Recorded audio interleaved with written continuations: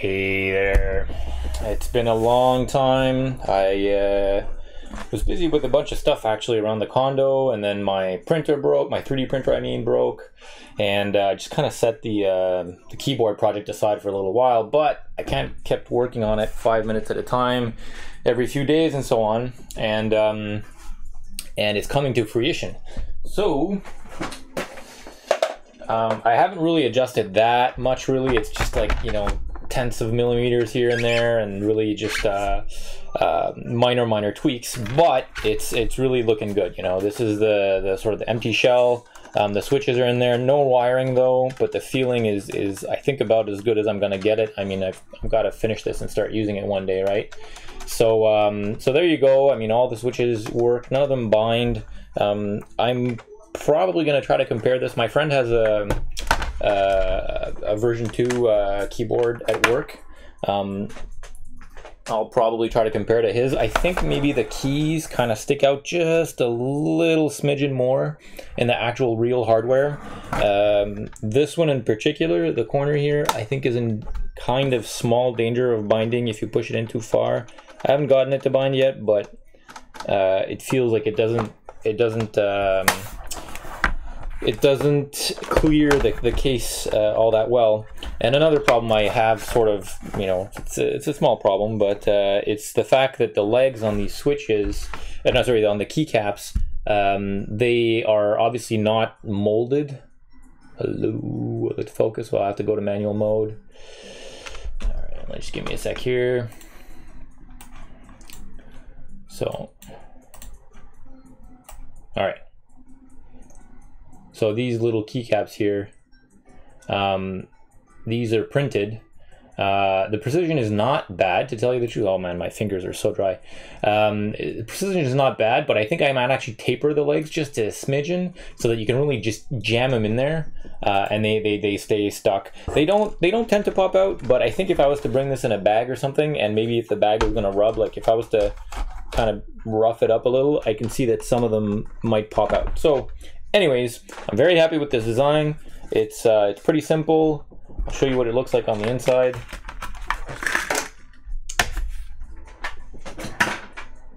Yeah, I should say that my printer broke again. Actually, the PSU just gave out and started like buzzing in a very scary sound.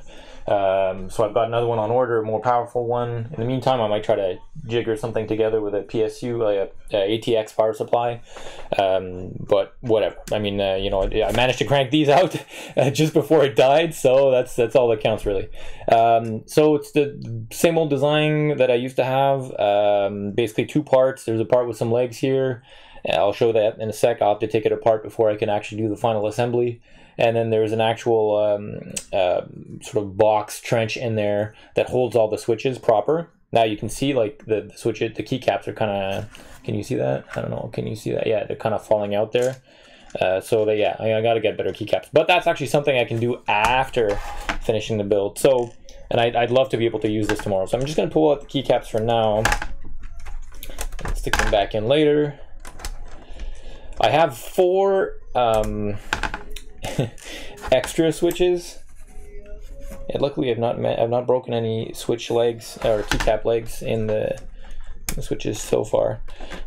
I have 4 extra switches. I broke one while trying to test out one of the prototypes, so I only have 3 more to spare. So I'm going to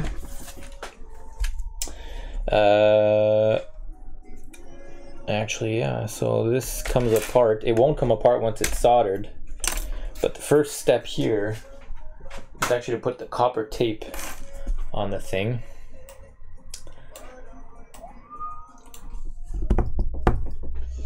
So hold on the tape.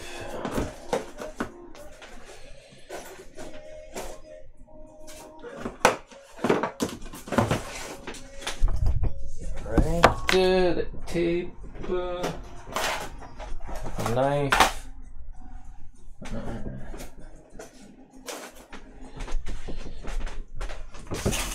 and then there we go.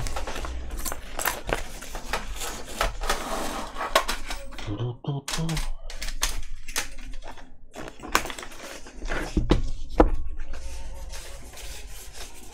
the way, if people wonder why I always listen to the same music when I stream, the reason is that if I don't listen to this album specifically, I get copyright claims, and my audio, like, kind of, there's ads on it, and some people actually, if I play the wrong song, it could actually mute the entire video, which would really suck. So I play this. It's actually an album I got from Cuba. I bought it straight from the artists. They are native Cubans. Couldn't even tell you the name of the band, to tell you the truth. But so far, nobody's made copyright claims, so.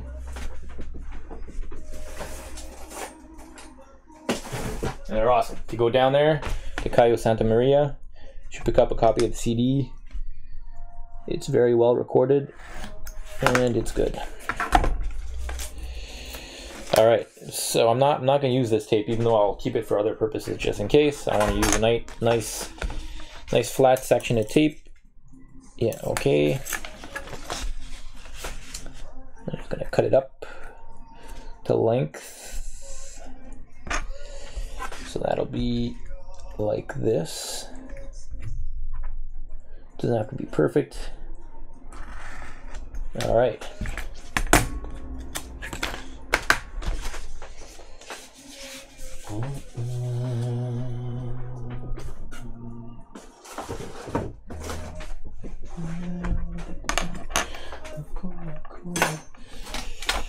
No, I actually still do need that ruler. Let me just try to point this a little lower so you guys can see what I'm doing here.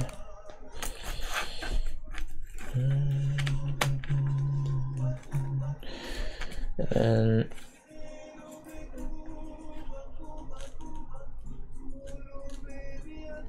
then, ow! Woo!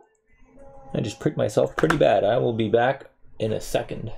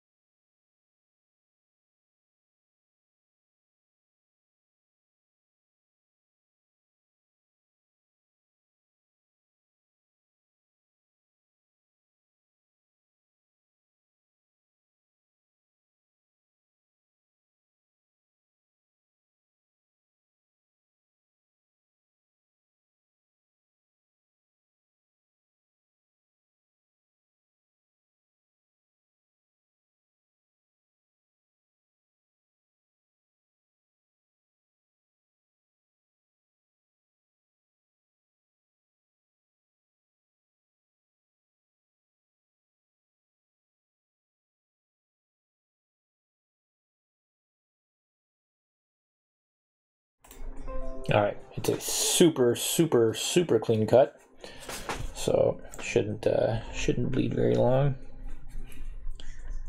All right.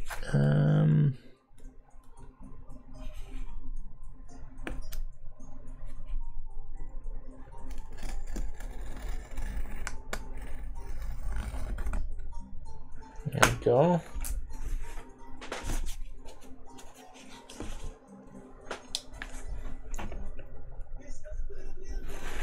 Okay, 1 and 2.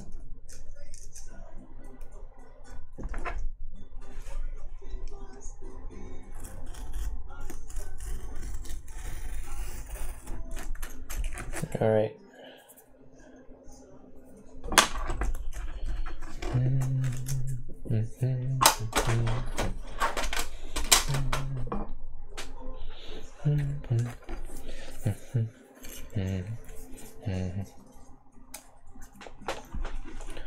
You just see quickly.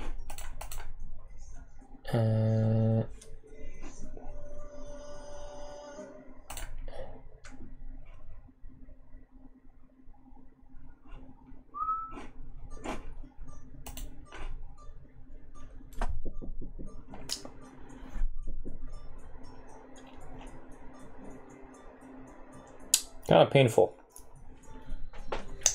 All right.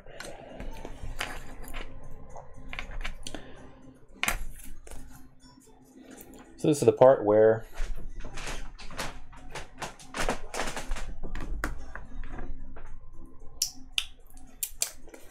you kind of want to be careful with the tape. You don't want to damage it. You don't want to crease it or anything. And try to peel off the backing paper as straight as I can. Fuck, I want to avoid that. Sorry about that. Didn't mean to swear on stream. Alright.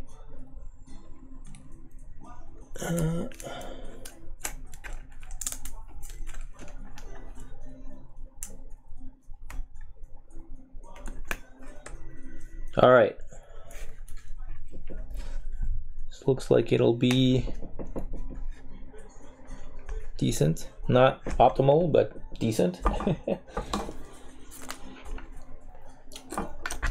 And I'm gonna use my usual trick of rubbing an eraser on it to really kind of bring out, I'll show you again what this looks like up close.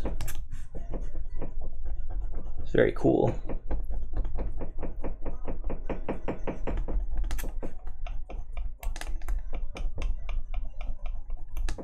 All right, pull up the focus controls again. So this part here has been rubbed. This part here has not. You can really see like a transition here, like the diagonal line where I stopped rubbing. There we go. So you can really see like the traces, the holes where I'm going to drill out. And then here it's a little more blurry. This is just my finger. This is with the eraser. I'll go back and finish that. This banging is kind of annoying. All right. What it's doing is it's really pushing down on the copper tape and really seating it down there in the grooves. It's pretty amazing, actually. It's really satisfying to do. It's almost like one of those lottery tickets that you have to scratch to know whether you won or not. All right.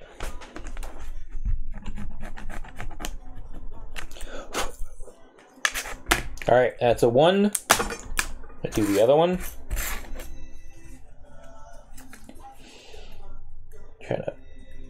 Once again, try to pull the tape off in the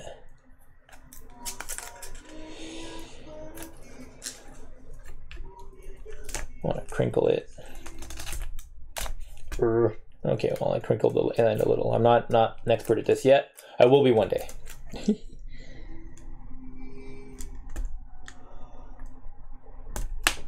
And one of the things I'd like to do eventually, take the time to actually make software that can generate the 3D profiles, or in solids actually, for, oh, there's a weird, some kind of a, uh-oh, what's this? Something got trapped underneath the tape.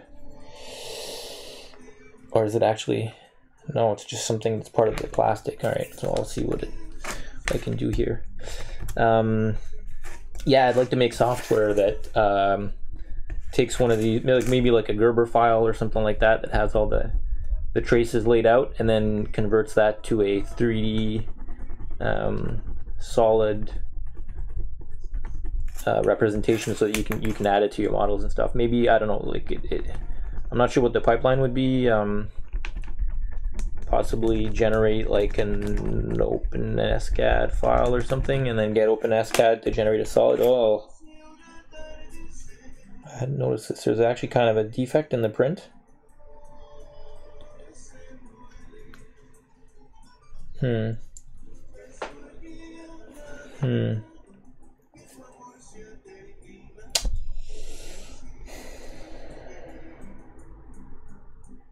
Well, it should still work. In fact, it's a good test to see how resilient this technique is. So without further ado, I'm going to go and cut up the traces. So, alright. Cutting up here. Let's see, I wonder if I can. There we go.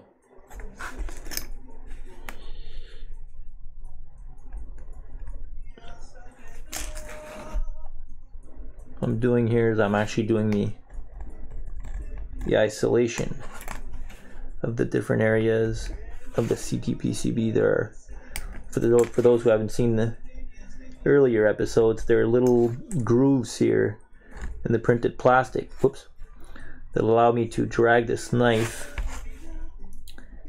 in the grooves, and it cuts the tape and it pushes it against the side of the grooves. Now you might think, hey, well, this is really not a great way to isolate traces. And as it turns out, it's actually much more reliable than I thought it would be. So far, with all the tests I've done, I haven't had a single short circuit. You know, once I've when I test these boards, so it's actually quite a promising way to go about things. I don't know. I'm not saying for like a 100,000 unit production run, but if you're just building prototypes at home and you don't have you don't want to make a chemical bath or something for PCB, or you don't have a CNC that is precise enough to be able to route traces, then this might be a good way to build those prototypes. I don't even need to refer to the diagram. I mean, it's really it's kind of just right there. You just see where the traces are. Of course, as I say that, I get one wrong.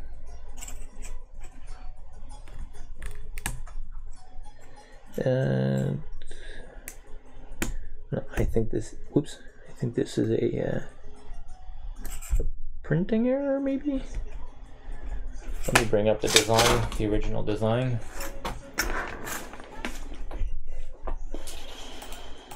Oops.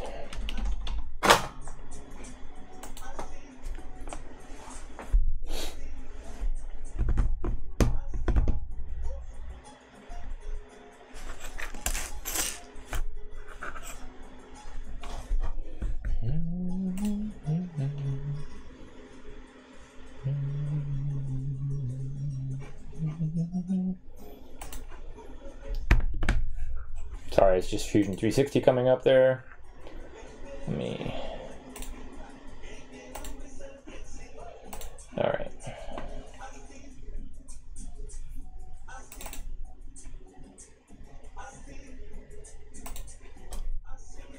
So... This is the... It's this one.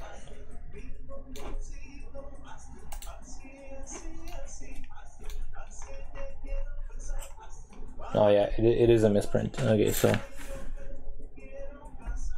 or sorry, rather, I didn't quite drag the knife far enough. All right, let's go back to this view. All right, I made a mistake or two yet there. Nothing dramatic. Should still work in theory. Of course, I'll test this to make sure that all the routing's fine and isolated properly.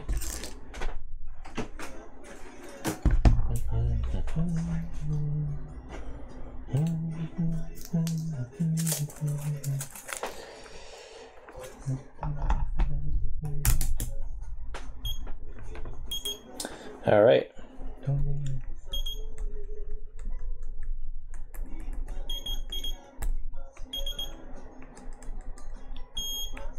So I accidentally isolated the top here, which doesn't really matter, but I have to be careful when I solder. Oh.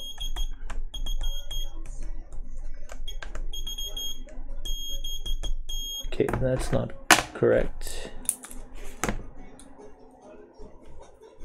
I'm actually going to use the back of the knife here to just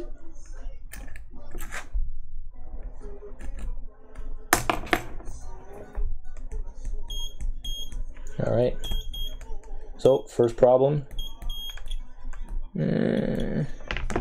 Yeah, I don't know. I'm kind of split on this technique there of using the back. I think I should probably just stick to the edge, because when you use the back, sometimes what it does, it kind of scrapes off these like small tape particles, if you will, and then and it creates these like little bridges.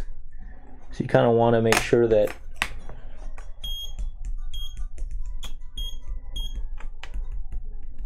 you don't do that.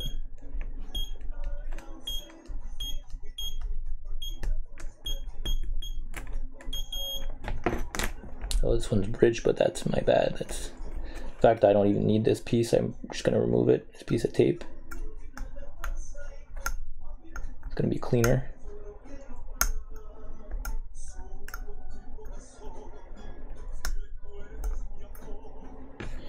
Ah, this tape is tenacious. Let me get my tweezers. All right. And a 1.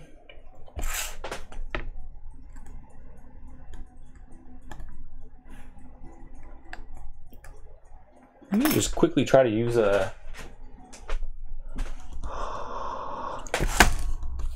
try to clean this lens, because it seems like it's not focusing properly. There we go. It's a little better, marginally better, I don't know.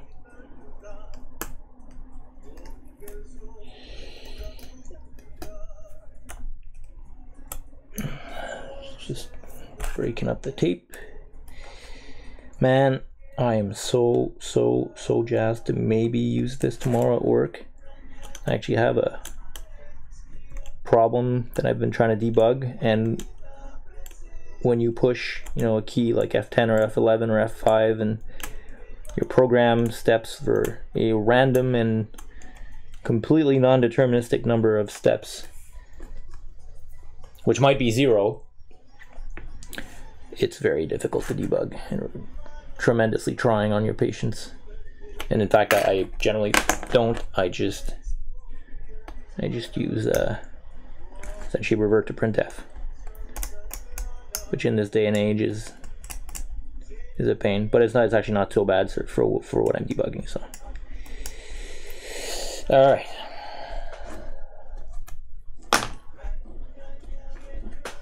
there we go.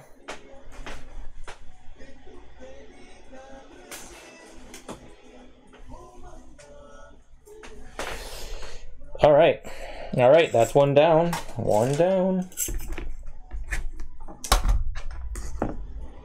Get to the other one. Wonder if I'd actually...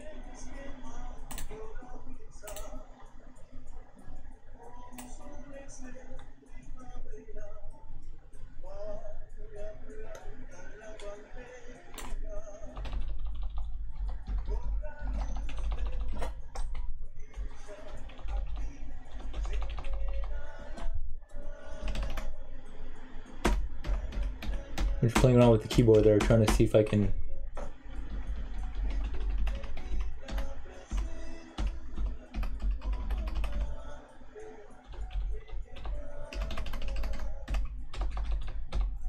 focus on the right part. All right, this looks promising.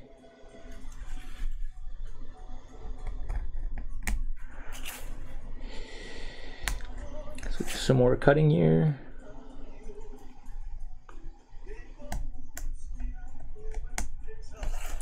I mean, the ultimate luxury here would be to have these grooves set a little deeper it would make the whole thing more reliable, and it has on a test project. The only reason I can't do that here is because I don't have the luxury of space, unfortunately, because I need to print this. I need to print this in 2 parts because there's like this. Let me show you. Well, actually, because of these legs here, I need to print this in 2 parts. I can't print this on the underside. The other side, like, there's kind of 3D features on both sides of this piece, so you have to slice it in half, thickness-wise. And so, yeah, on a regular PCB, I suppose you'd either, you know, it'd be a PCB, so you'd probably print it one. I mean, easiest to have it one-sided there because, you know, unless your leads are very long, I guess, and you can afford to make the piece a little thicker in the printer, but. Alright, so I'm actually just pulling up the design here to see what I'm cutting through, make sure I don't make any more mistakes. I'm actually supposed to cut here and then there.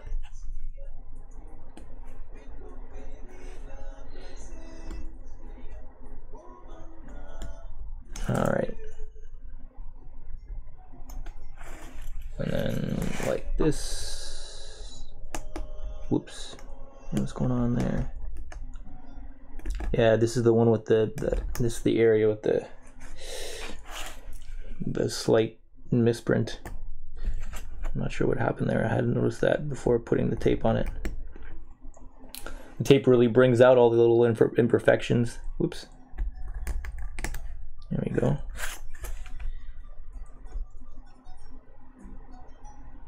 I have to say too, it's kind of satisfying. Oof. To cut this.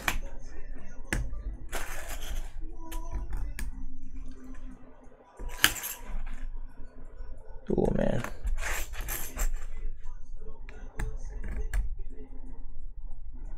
Yeah, this is a bit of a mess. Ooh, this is no good. Ooh, yeah. I'm actually kind of surprised. The printer's been doing really good these days.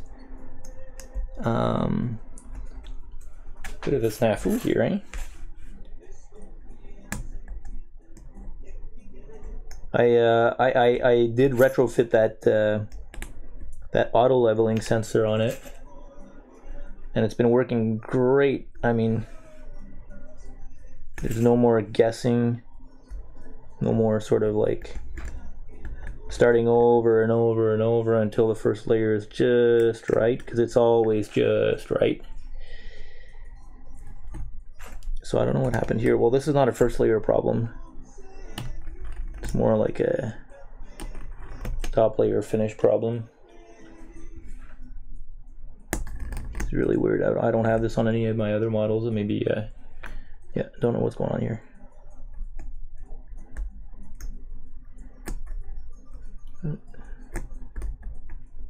Oh yeah, this one's quite bad.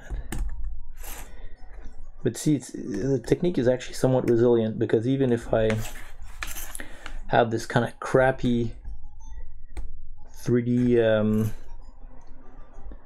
print, I can just correct it by hand. So, you know, it works out, I guess. All right, let me pull out this extra tape here. It's not needed.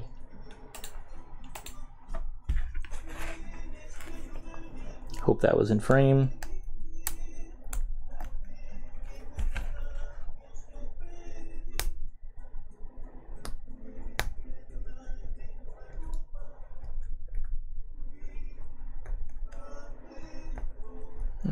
Just removing the extra tape here. And one.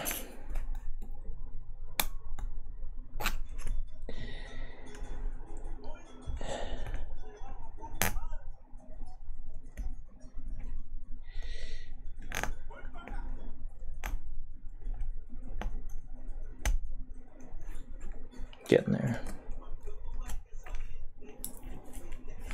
Sorry, this is really hard to see on the camera, but it's very, very tiny piece of copper I'm trying to remove there.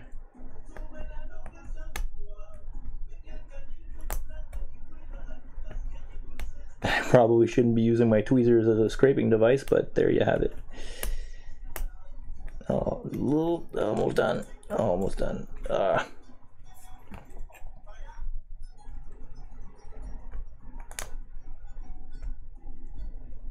All right, there we go. Just throw that out. Then test, and I'm sure this one's gonna have some problems.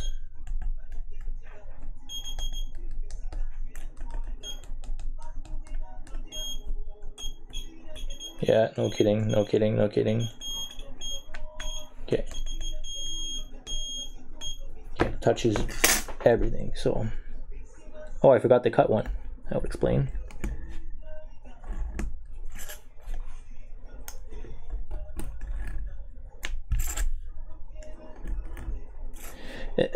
Earlier when I made my tests, I was actually using an awl.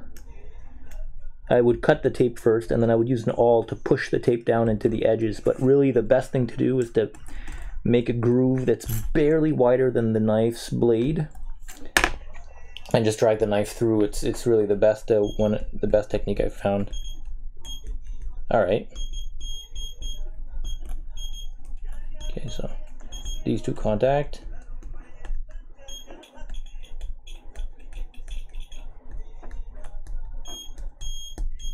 Okay, so these two and these two. That is easy. That is this guy. Not completely cut. Okay, that should be good now. And even if there's a problem after the circuit's assembled and soldered, you can just go back and correct it, right? Because it's just tape. So, see this one I expect is, this short circuit is somewhere in this corner here.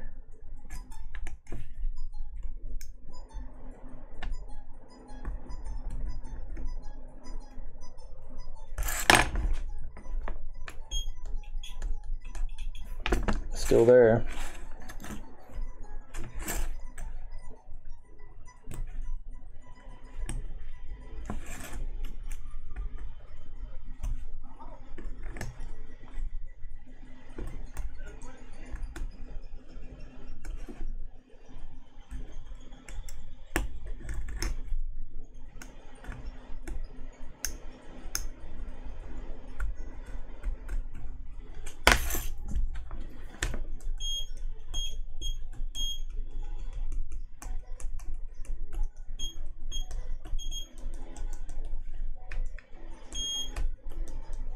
Looking better by the moment.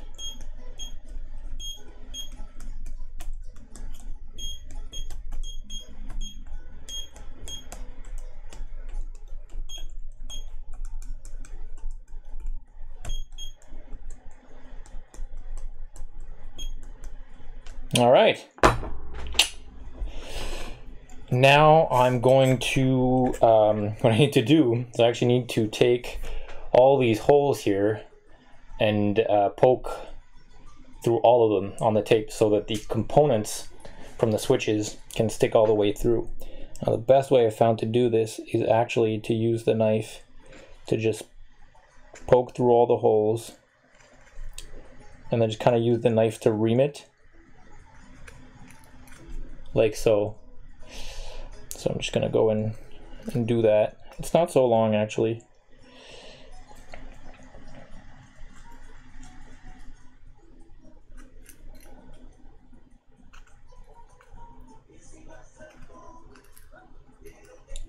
It's not like awesome because you wind up with this little ridge around the tape and stuff, but it's very controlled. And in an ideal world, you'd have a little more tolerance or like a little more space around the components. These switches are really jam-packed in the keyboard housing. Like there's literally no space. I think it's like 0.2 or 0.3 millimeter between the switch housings themselves. So it's pretty much the maximal density that you could pack these keyboard switches together. They're much closer together than they would be if the full keyboard was made out of MLs, Cherry MLs, because it's the function key row, and it's just these super narrow keys. I'll have to double check connectivity here. I may have actually bridged something.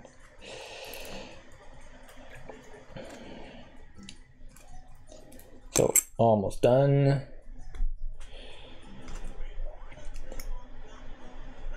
Try to angle this so you can see.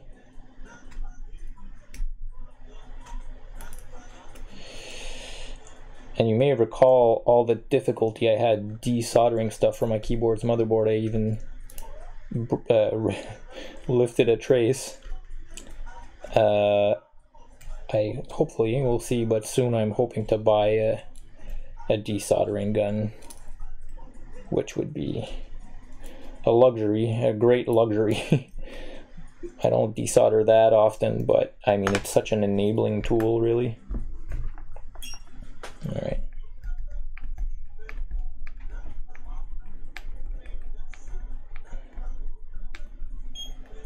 Nope. All good. All right. So this is what that looks like. I mean, there you go. When the switch is poked through, I'm gonna solder their pins directly to the tape here, and that should hold everything in place. I mean, there is some holding power from the plastic as well. In the end, I kind of slackened the tolerances just a little bit. I mean, everybody printing this out is gonna have to play around with the tolerances, I think, for themselves, because each printer is a little different, particularly the first layer. But in the end, I actually I drilled them out a little bit, just a smidgen, just to make sure they were all nice and clean and properly dimensioned. Ooh, what's going on here? Nice and clean. Yeah, for oh yeah, this is definitely not helping though. Wow. Okay, I'll have to correct that afterwards. Yeah, so that just to make sure they were nice and clean and that all the components would fit through, the switches would fit through, because what you'll see, like when it comes off the printer, unless you know you own an FD, like an SLS printer or sorry, selective laser sintering, or a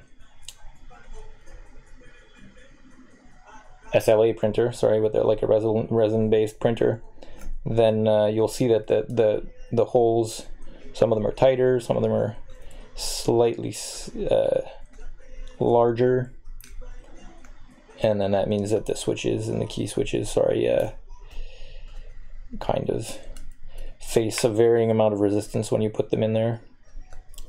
And that also means, obviously, that you know, the tighter they are, the more they're going to tend to stick there by themselves without needing extra help or anything.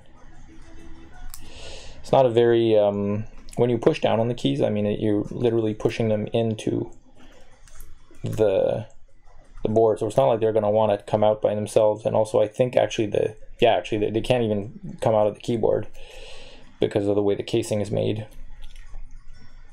Even if one was loose in there, it wouldn't fit through the holes.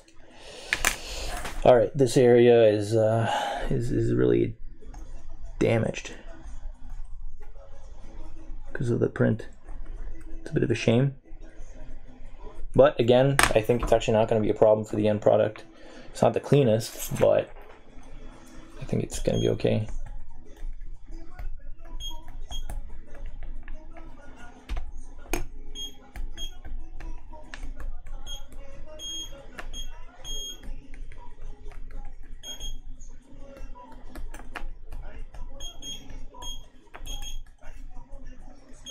All right. No short circuits. So, next step is to take a drink of water.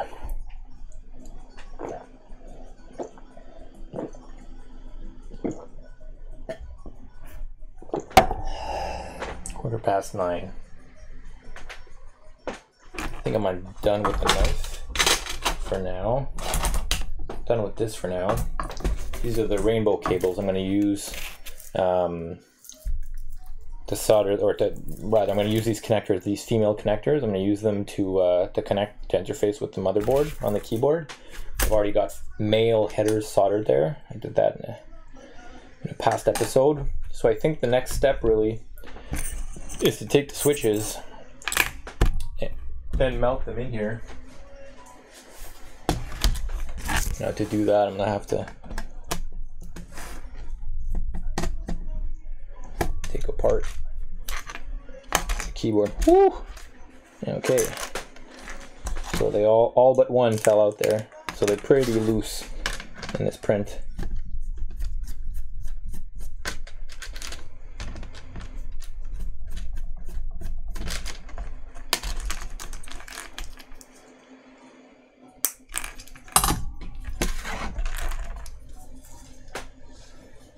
Which means, you know, it's a bit of a compromise there. There's less of a chance that I might bend the pins when fitting them in. But, you know, who knows, maybe they'll, I don't know, we'll see. Alright, let me pull out the old soldering iron here.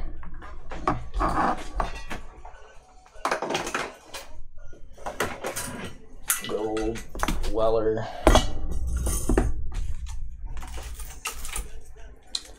WS1.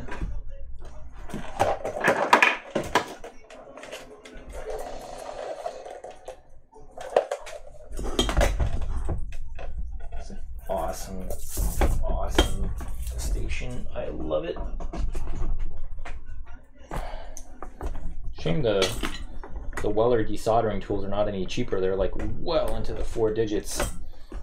Which, I mean, if I had a full-time job, I'd you know, desoldering stuff, I'd consider it. But as a hobbyist, it's kind of hard to justify. All right, let me wet my sponge a little bit. So I'm just going to put some water on the sponge.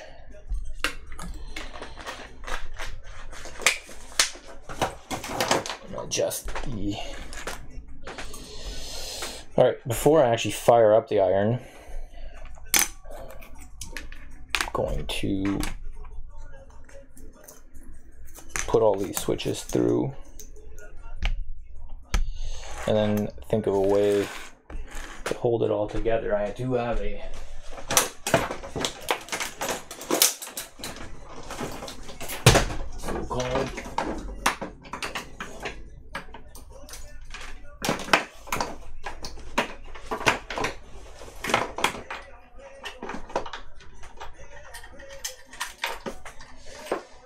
so-called strange hand. If you've seen me desolder sorry.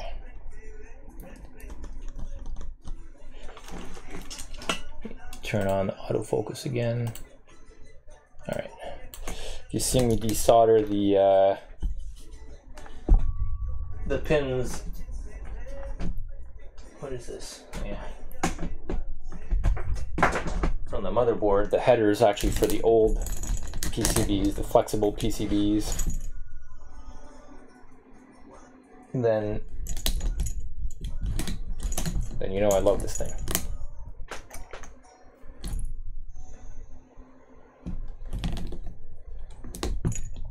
All right. It is too long, but it might fit this way, I suppose.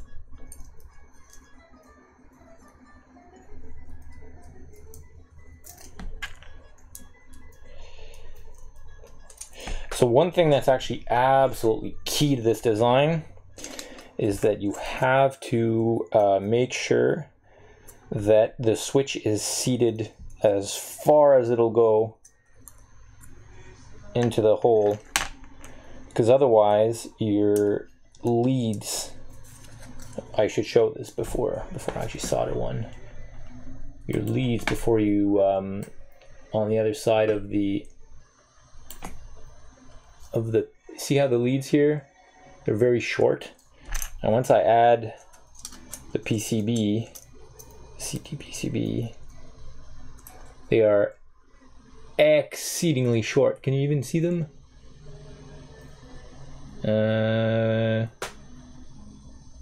Wow, can I even see them? Yes, they are there. There you go. There's one right there and one right there. They're very short.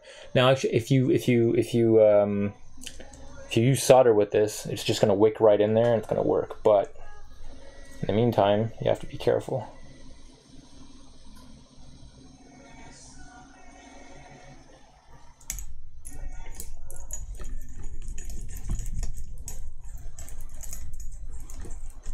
Oh, sorry. Let me re-enable the autofocus. There we go.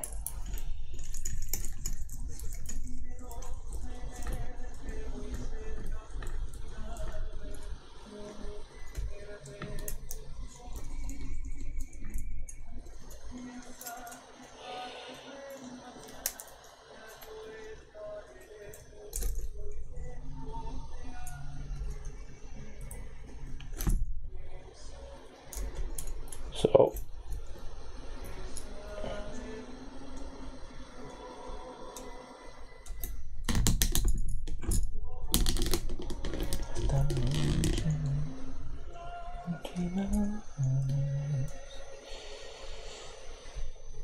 all right, this is not going to move. Let me fire up the iron. Move this a little closer. And solder the first switch. I am very excited by this moment. All right.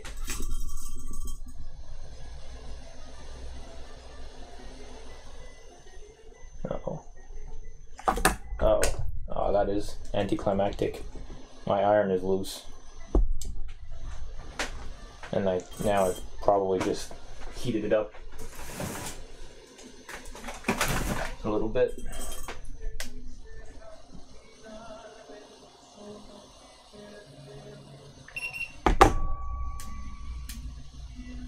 Use my gloves.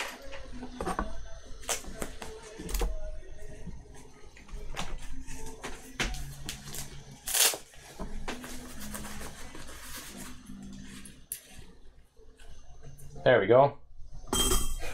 All better.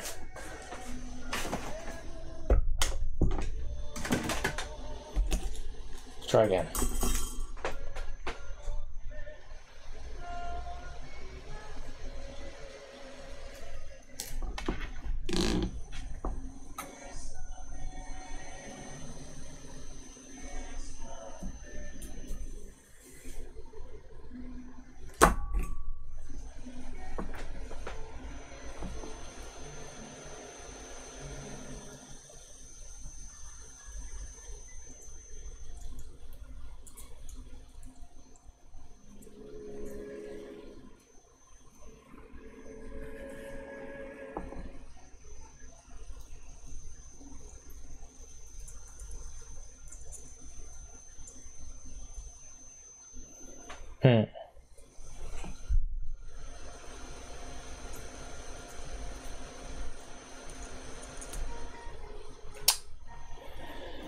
This is not how it was going in my tests.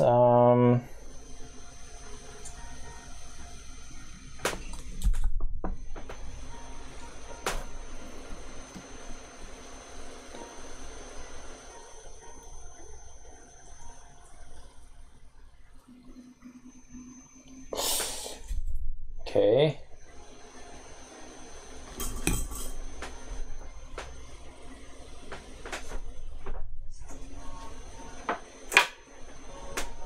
This is not super awesome.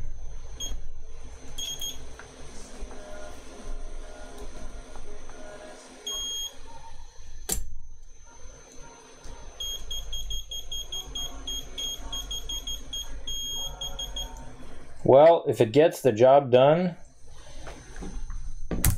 so let me try to show this to you. This is what it looks like. It's a pretty crappy looking job. The reason is that the legs are very, very short, and the solder doesn't wick inside the plastic holes, if you will. So I kind of have to manually bridge the leg and the tape, which gives it a really horrible appearance. But hey, we're really in uncharted territory here. I mean, the tests that I had with the bigger leads work just fine. This is smaller. It's a bit of an extreme test case. What can I tell you?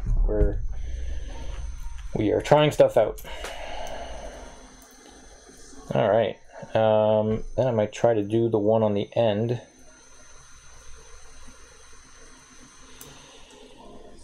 Just to give the whole structure a bit of stability. This one actually kind of sticks out just a little more, so it might actually give a better result. The legs stick out a little more. All right.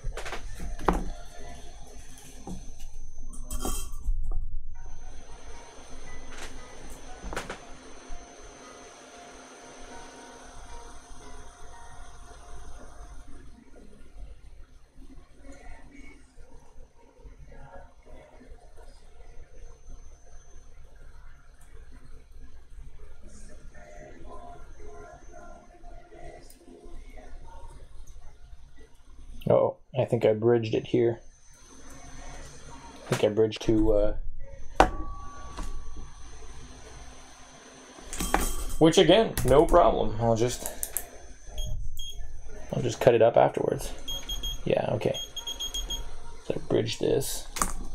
So I'm gonna use a handy knife to just cut across that bridge. Let me take this out of the vise.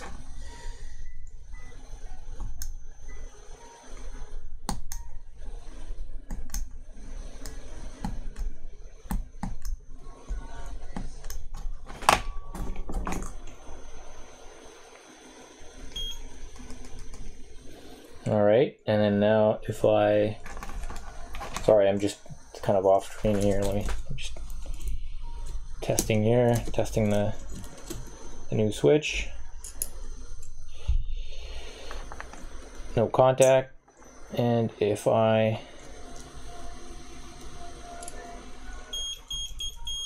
looking good. I mean, looks barely any better than the first one I made, but there you go. At least it's functional. We'll see how long it lasts. And this one has a little piece of plastic in there. I'm going to try to remount before there we go. And for people wondering why the PLA doesn't melt, your guess is as good as mine. I think actually it has to do with the conductivity of the PLA. The thermal conductivity, that is. I think it's just a very poor heat conductor. So the metal kind of wicks away the heat well before the PLA starts melting.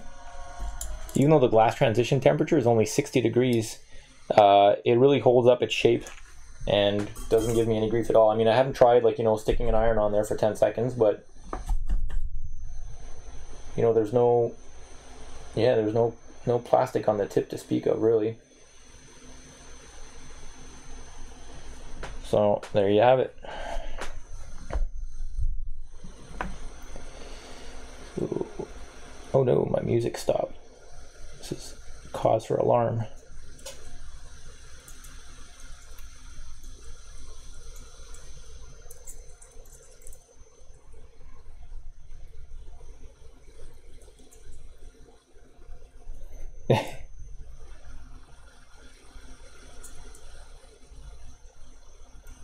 All right.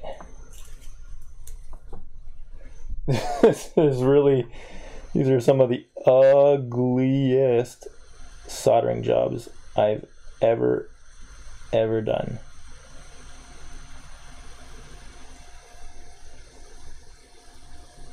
It's just not.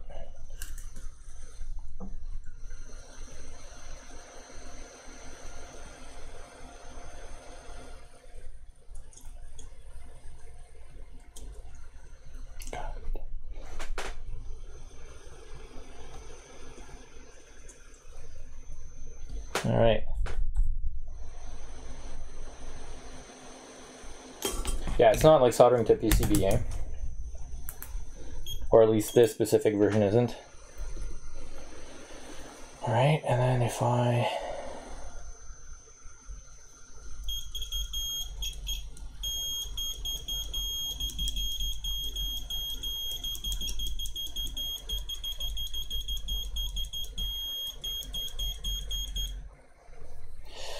I'm impressed. Let me just put some music there.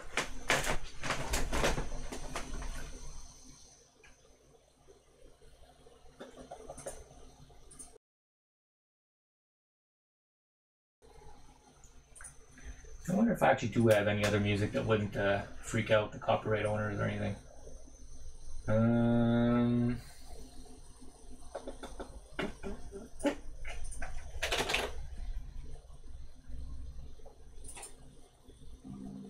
There we go.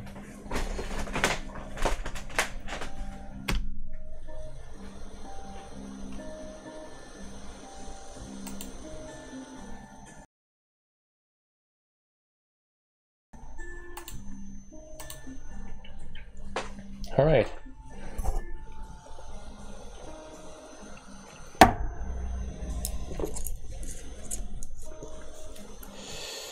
So that's 3 switches in out of 18.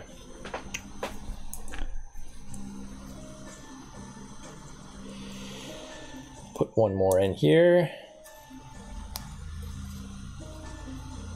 And this isn't even the ugly PCB. Oh, is it? Oh yeah, okay, sorry. So I started with the worst one. The other one should be a little easier. That's good. That's good news. That's encouraging. Keep the easiest for last.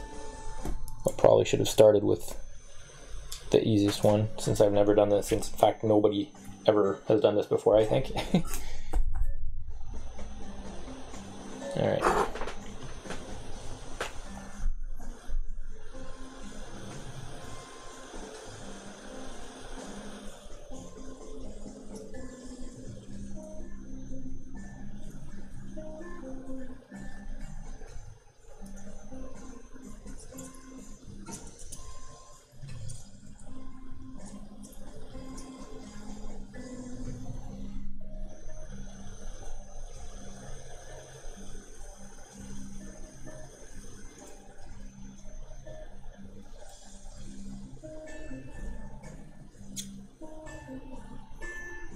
These legs are ugly.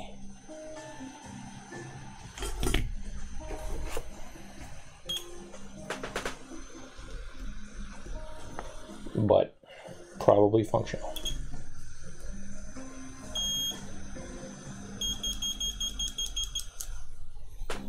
Another one down.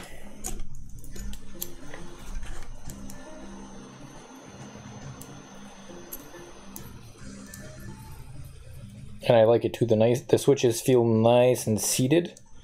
Once you've soldered them in, they don't wobble anymore. They don't move. They don't. So that's good.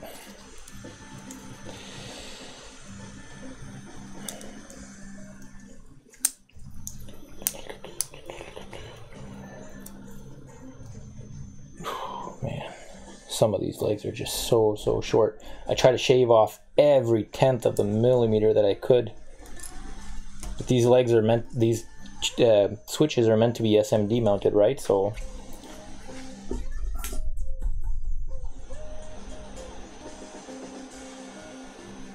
actually they're not SMD, but they're meant to be machine soldered onto a very thin PCB. So it barely qualifies as through hole.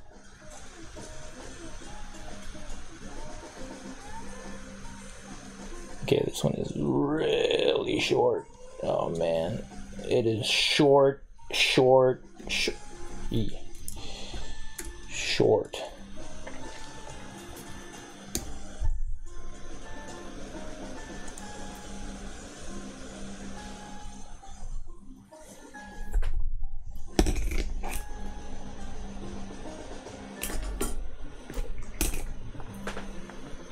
All right.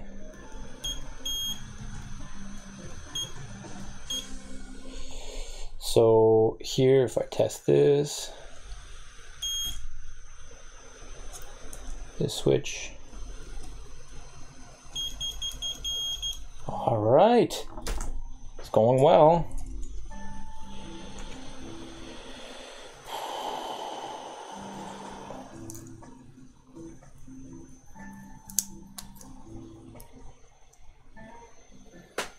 Give me a sec.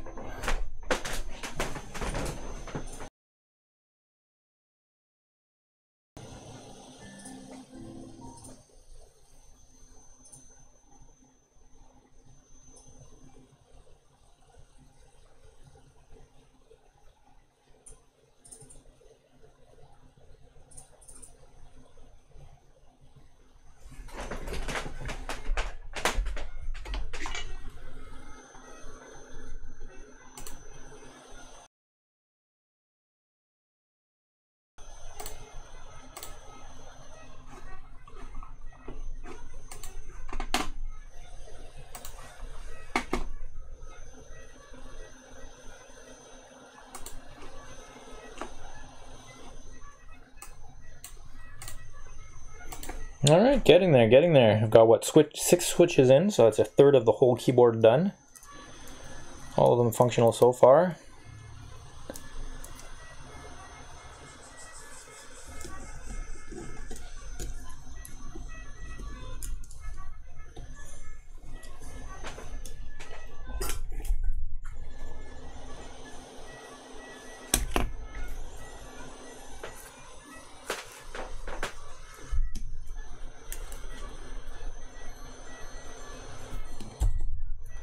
And I move the camera around, maybe you could see better. Let me try that. What about this?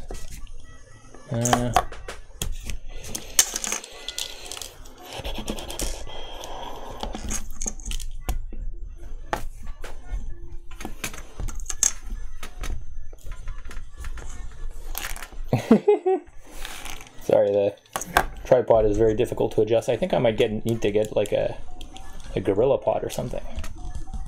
That'd be awesome. All right, can I focus this? Maybe I could even 3D print a gorilla pod like device. There we go. I just can't move or touch the camera.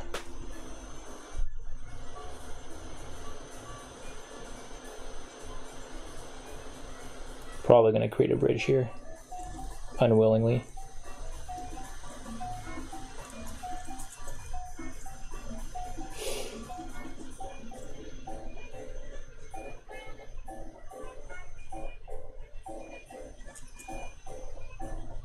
It's amazing to me how precisely the solder wicks to the tape, but not beside it.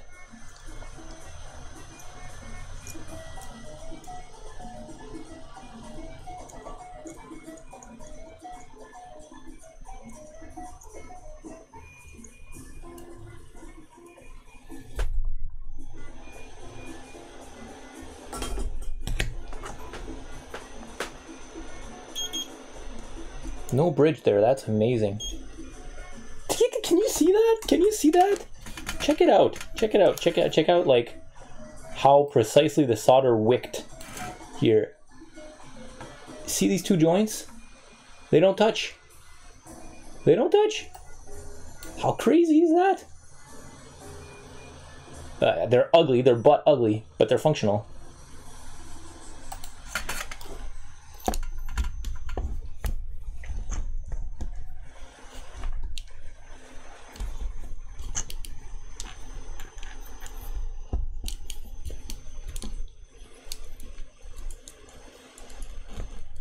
All right, 2 more to go. Wait, I didn't test this this switch. Should be sure there.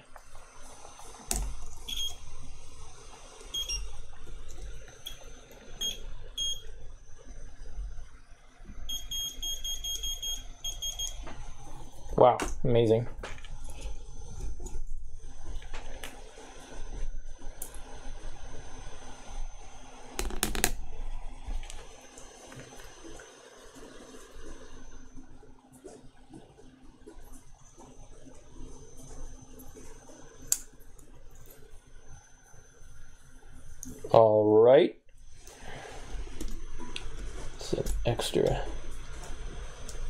extra switch to solder. What I've been doing actually to try to improve the results is I've been letting the iron touch the leg of the key, the switch I should say, a little longer. Here, refocus this. He says as he deftly passes his soldering iron from hand to hand. All right. Yeah, I've been giving the leg a little more time to warm up.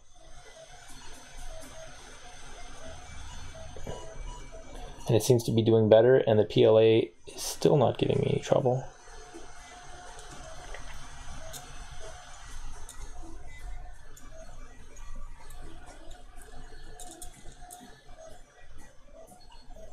Oh.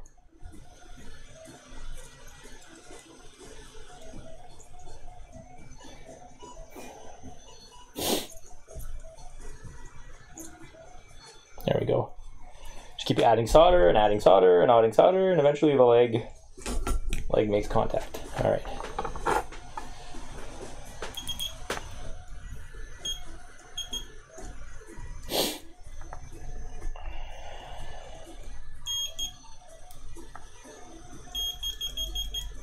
It's the ugliest PCB ever, but so far fully functional. And to be fair, the technique I really think would work better with slightly more room to work with. I mean, in my earlier tests, it was much easier to do this. Wow, I can't even see the leg here. What's going on?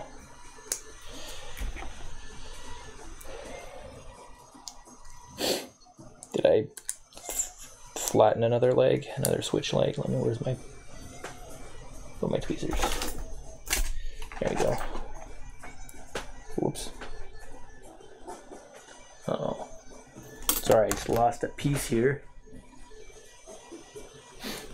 And I want to make sure I don't vacuum it by mistake. It's my tweezer cover. Sorry, it won't be long.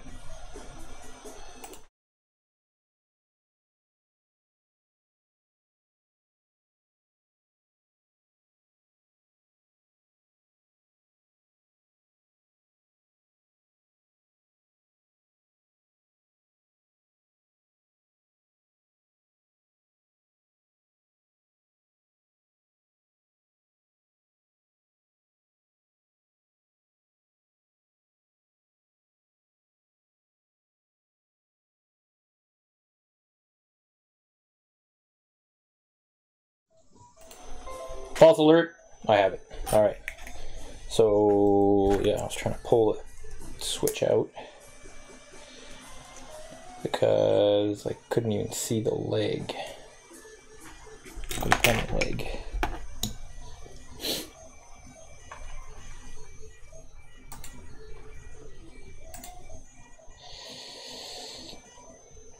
And the reason for that,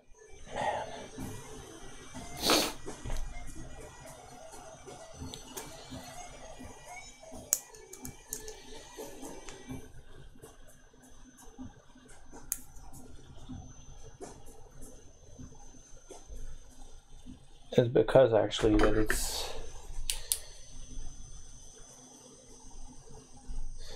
in there. It's just so short.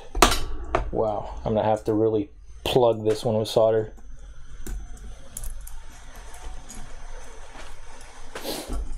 Right. Here goes nothing.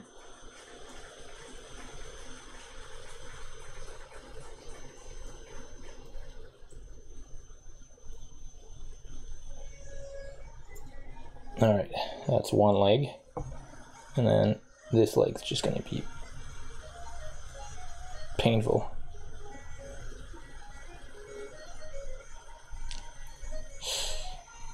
So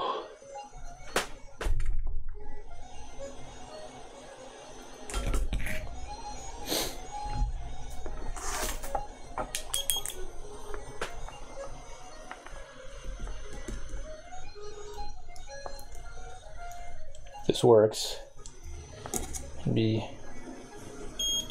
Wow.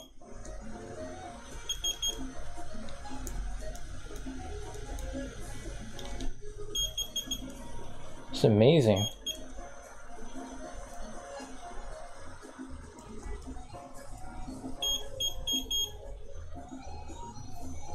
I'm amazed this all works.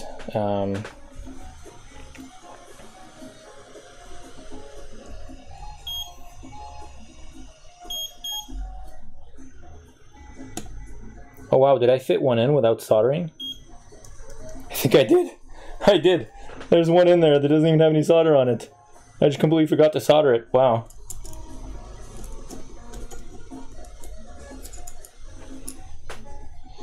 Alright. Doesn't look too bad though.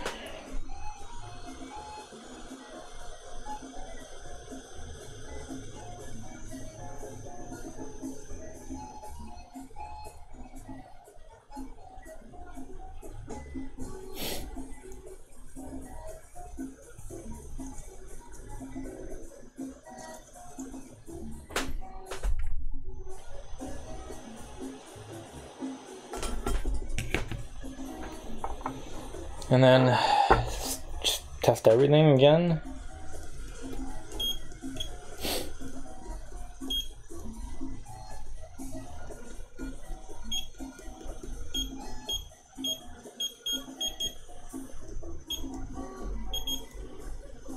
Wow, it's mind blowing. All right.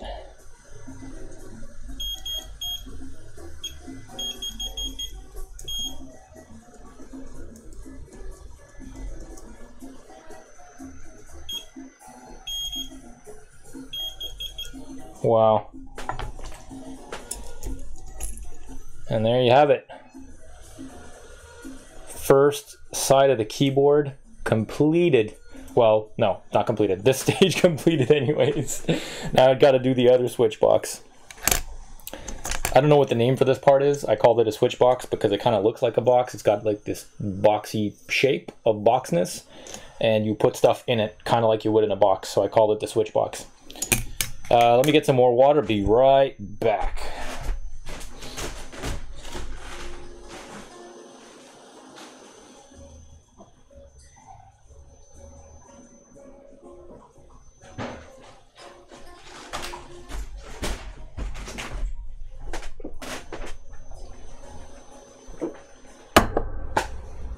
All right, so time to do the other one. All right, the other one, in theory, sorry, should be a little easier because the tape came out a little, or sorry, rather the print came out a little better, and so the tape has a slightly better appearance, and it should be, and also I've got the experience of having soldered, what, 18 legs now. So it's really kicking in this experience, you know. I'm just gonna put the switch in there. First switch. Make sure it's aligned properly. There we go.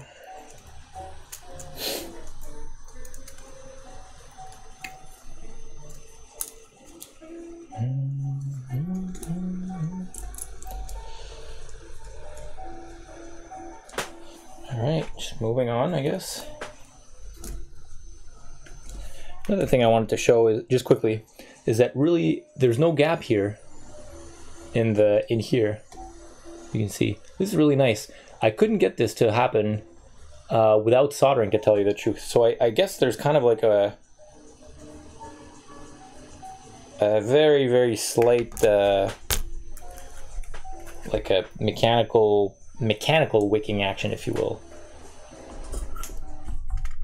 All right, so more soldering.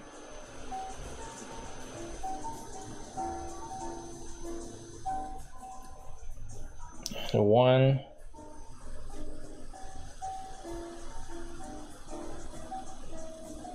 And a two.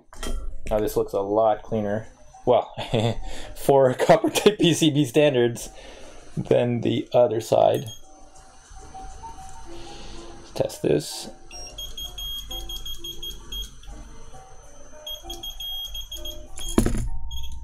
Whoa.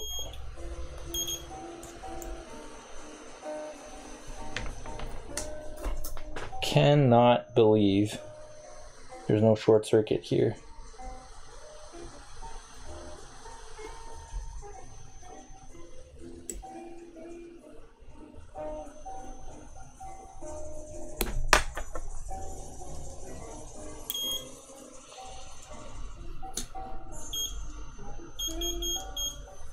All right, moving on.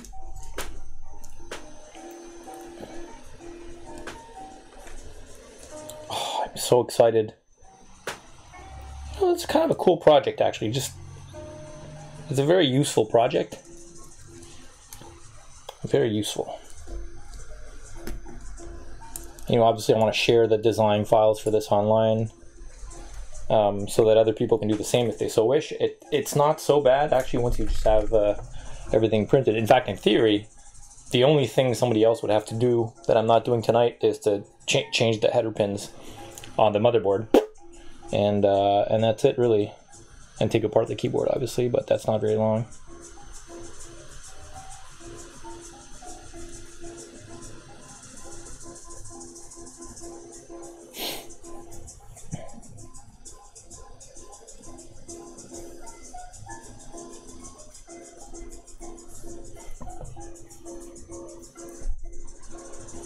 Yeah. I kind of want to get an angle here, but it's not easy.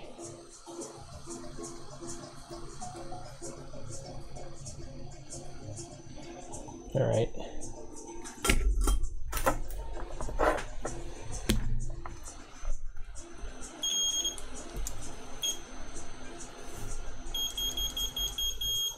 It's functional.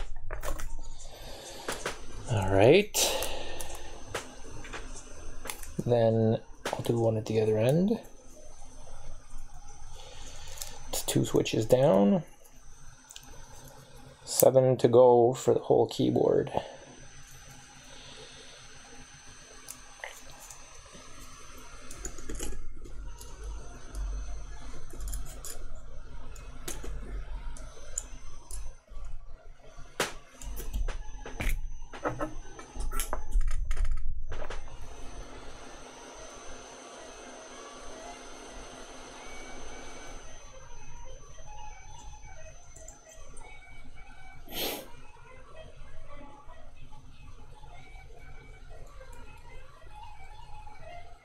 I'm definitely getting better at this. Man, if there was, like, I tell you, 1/10 of a millimeter. Have I tried drinking the solder? I have not tried drinking the solder. Sorry, I just saw like a Twitch message. I have not. I could, I suppose, but I'm not sure it would help me solve or make this keyboard functional.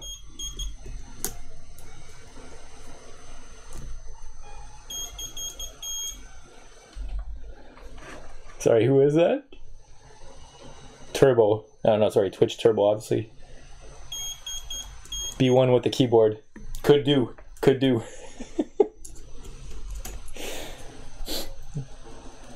Although, honestly, I feel like I've been fiddling with this keyboard for so long that we are quite intimate already. All right.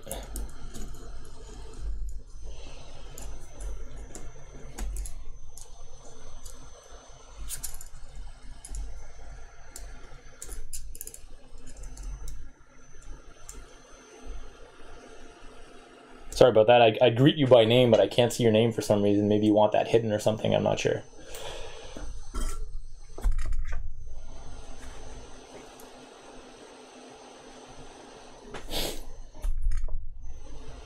How do I feel about the Cherry's new MLs? New MLs?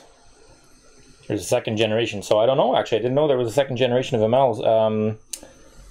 These... To tell you the truth, I don't know how recent the MLs are there, like the new ones. These were not ordered that long ago. Probably like, I say 2 months, maybe a little more than 2 months. So if they're the MLs are, and they're brand new, obviously. So if the model is that recent, the new model of the MLs is that recent, then these might actually be the new generation. If it's something they just announced, then I'm afraid I didn't see that in the news, I gotta admit. Do you know if there's anything different about them, or? I mean, I know a lot of people, I don't think they're even out yet. I believe Vortex's next race is using them. Okay, very nice. Yeah, I don't know, actually, to tell you the truth. I'm not a huge, I mean, I love mechanicals. I'm more of a, how to say, I don't know, I use them for programming. I'm not a huge gamer. I do game, but I don't have very strong feelings about how they feel like in a, you know, super like Twitch situation or something like that. I can tell you though that the old keyboard, the old you know, like calculator style rubber pads here, these were garbage compared to these MLs. Like, I mean, people complain about the MLs, they're like, oh, the feel's not great. Well, they're 1,000-fold improvement over this stuff. So so there you go. Yeah, I was about to test this.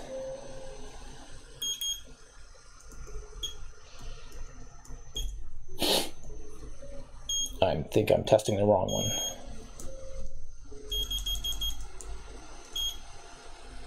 Okay. All right. All right. Well, I hate buckling springs, and apparently that's a crime.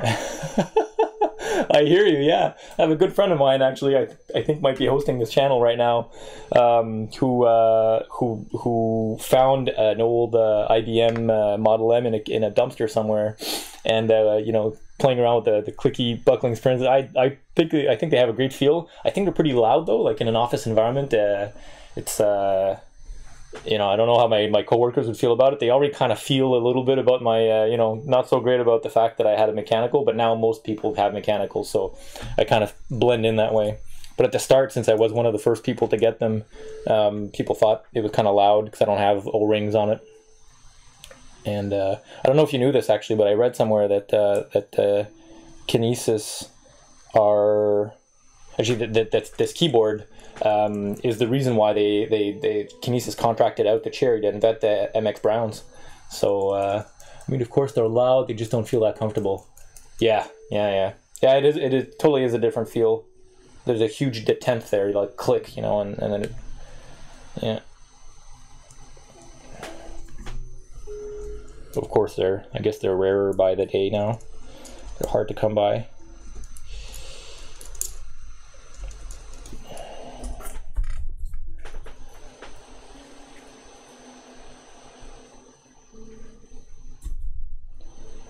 All right.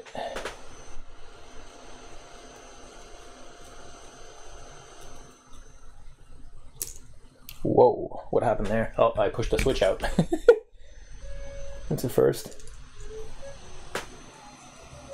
Okay.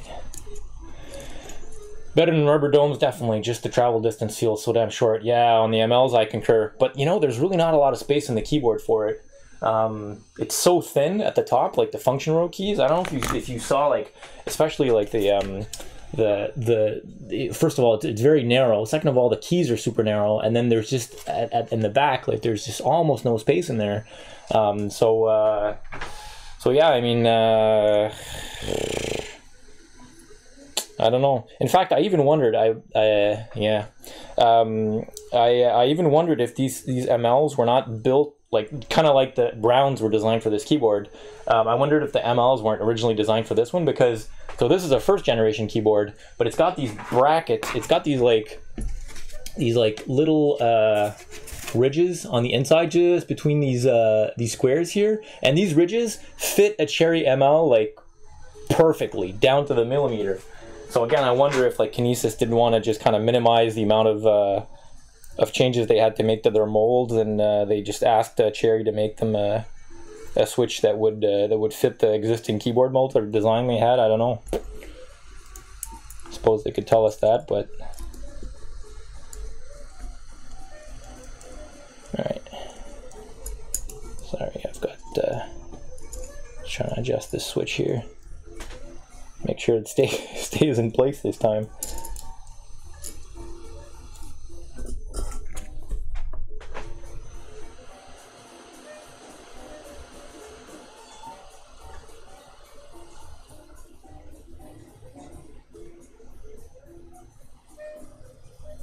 Is it falling through again? No, okay, sorry. Oops, I think I knocked it. I mean, aren't MLs used like on cameras and shit? I think they're a little too big for cameras. I know they're used in like laptop keyboards. Yeah, give me a sec there. I'll kind of bring one up to the camera, and you'll see they're not that small, right? So, man, this one really just doesn't want to stick.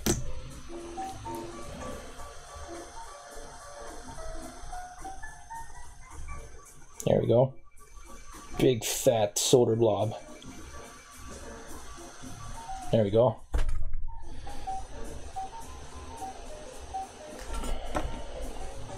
Yeah, I mean they're pretty big, right? So like they're not super ultra thin either. So like I don't know, they take a lot of space up on a portable device like a camera or something, I think. Though I mean, I could be wrong. I'm not a camera expert, so let me just check what this looks like. Oh yeah, it's not so bad from the side.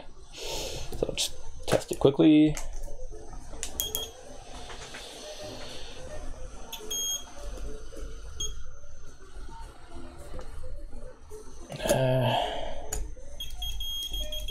And it works. But yeah, I mean, conceivably they could. You're saying, I think I've seen one pulled from a camera dude. Definitely didn't name the model though. Yeah. That's quite possible. It's possible.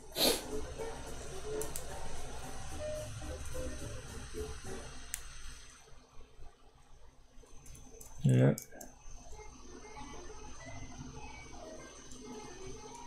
Again, despite all the people, all the flack that these get, I'd rather have one of these than usually like a micro tack switch. You know, the clicky, super small switches you normally get in these types of devices. Like the way I have around here, that has one. Well, like actually the clicky at the bottom of a 360 stick, for example. Like these sticks at the bottom, that's a micro tactile. Clicky switches. I've never really liked that feel, and they tend to break eventually. Not specifically the ones in the controllers. They use oh, you found them? Okay. Yeah, if you have a link, I'd love to see that. Oh, I don't know if you can post links in the chat, but I'd have to look them up, I guess.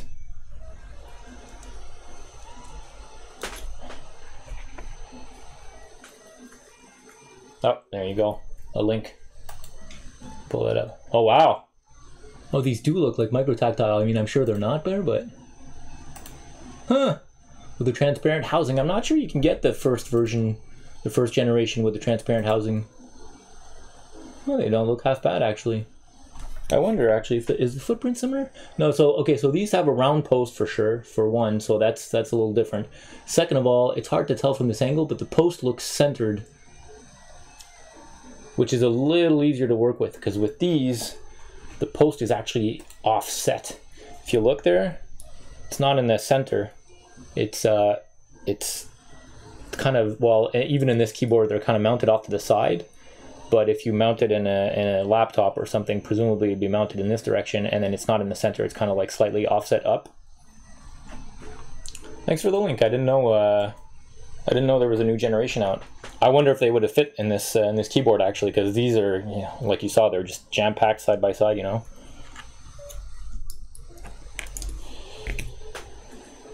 All right.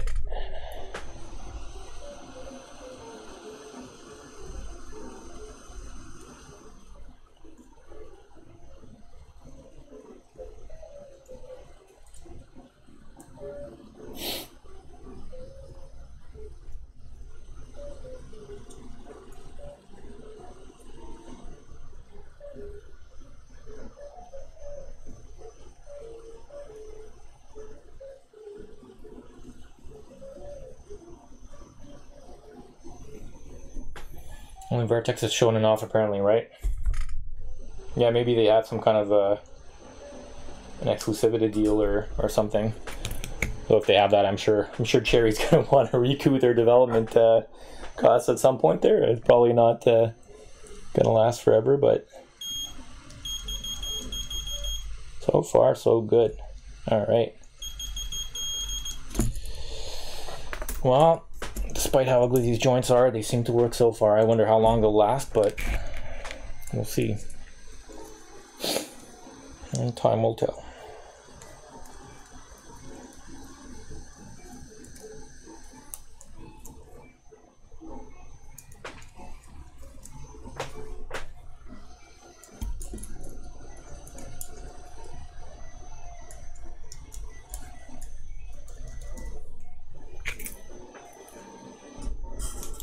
Use a unique hashtag on the post, but I'm sure it's going to be the same fit as Corsair's silent partnership. Yeah, possibly. I mean, nothing lasts forever, right? I mean, I was talking about this at work a couple of days ago. I work in games, and you know, we have a lot of products like on PC, mobile, and consoles and stuff. And a couple of days ago, you know, a lot of game developers have been pressuring Sony and Microsoft to kind of open up the gates and let people to play across consoles for a long time. And now, of course, Fortnite's big enough for that to happen. So people are wondering, like, you know, from a technical standpoint, it's very easy. We've been doing it sort of for a long time internally, even just for testing. But now they're like, you know, there's like Sony exclusive, Microsoft exclusives that are going to show up on each other's platforms. What's going on there? So there's definitely some game design and some legal questions around there. So yeah.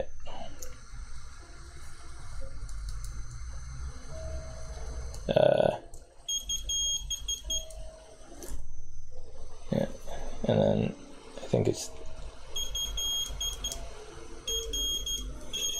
Whoop, there we go. Oops.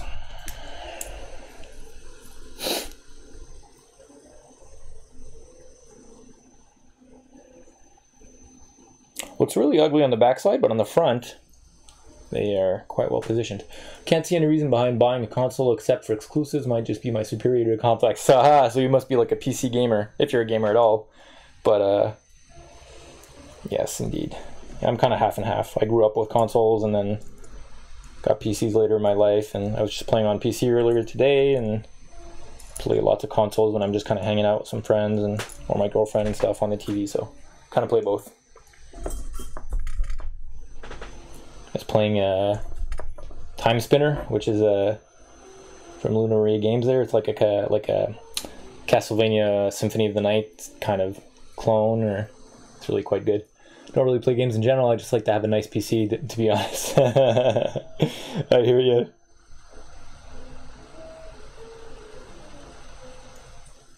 Yeah, my PC actually, the one I'm looking at right now is a laptop, but the one in the corner there that's actually streaming is a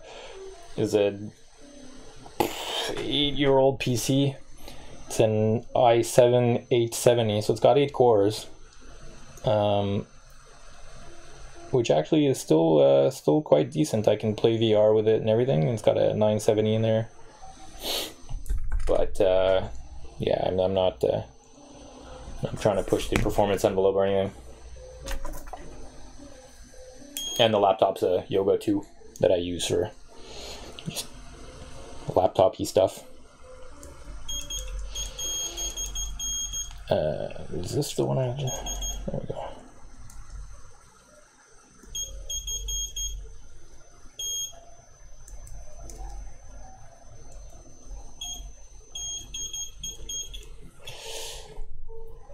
And I only have one to go.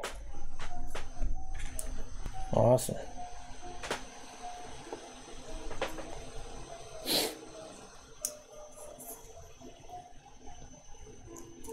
So if you don't play games, what do you enjoy the PC for? Do you, I don't know, I guess I don't want to sound sarcastic or anything, but do you do mainly office applications and stuff like that, or maybe watch movies and stuff, or Netflix?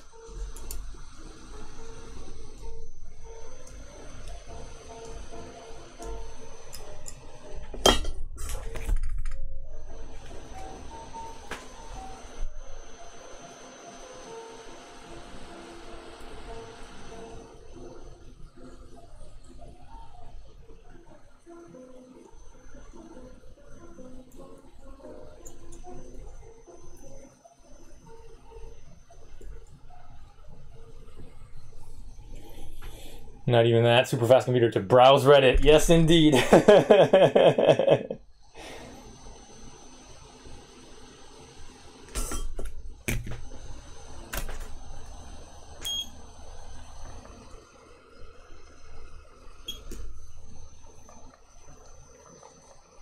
Yeah, I used to, up until very... Oh.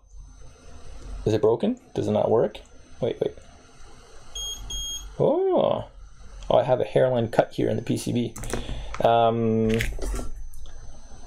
What was I going to say? Yeah, until recently I had a very, very sort of old and slow phone. And I just moved to like a Pixel 2. And like, man, Reddit loads very fast on that phone. There we go. That should be better.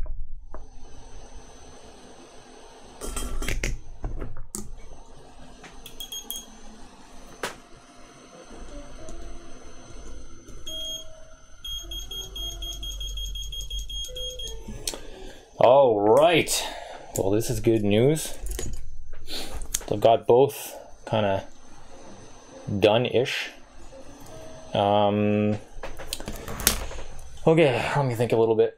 So the next step is going to be to cut up some rainbow cables and solder them to this Galaxy 7.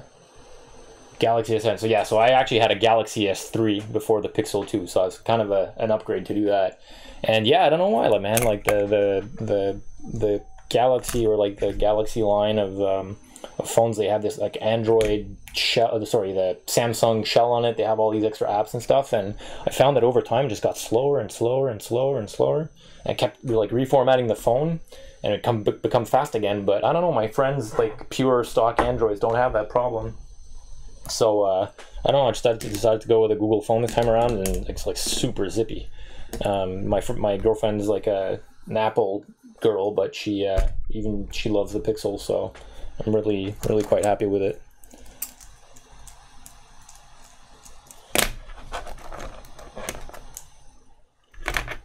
All right, definitely getting there. So now I'm gonna have to pull up the original diagrams for the keyboard cabling, just to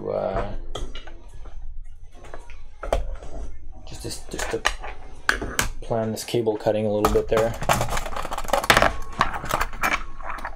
Whoop, sorry about that.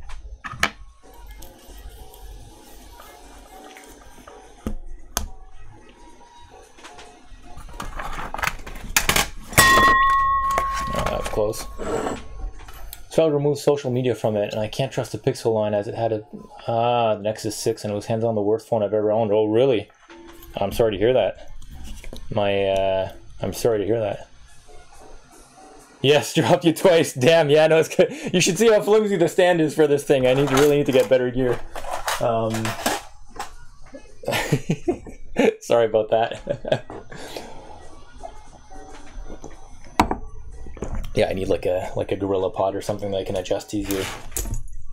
Yeah, I'm just gonna move this aside for a sec there. So why didn't you like the chiclet membrane? Chiclet, like the gums? Like the gum?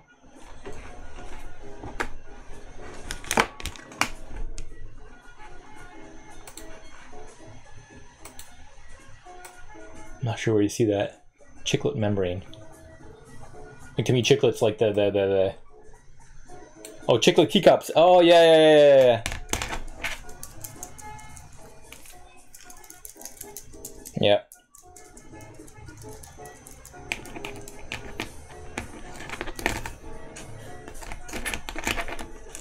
Sorry, I'm not in on all the lingo, actually. I'm just a user.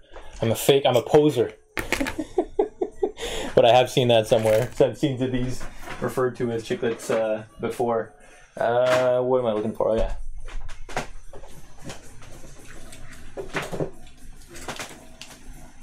All right. You are a hard ass. Well, you certainly know your keyboards and your switches. There we go.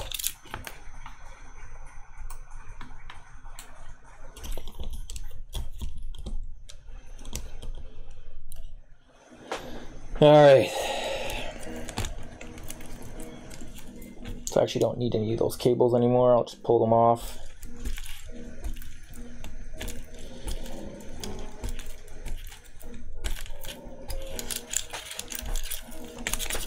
And put them back where they belong.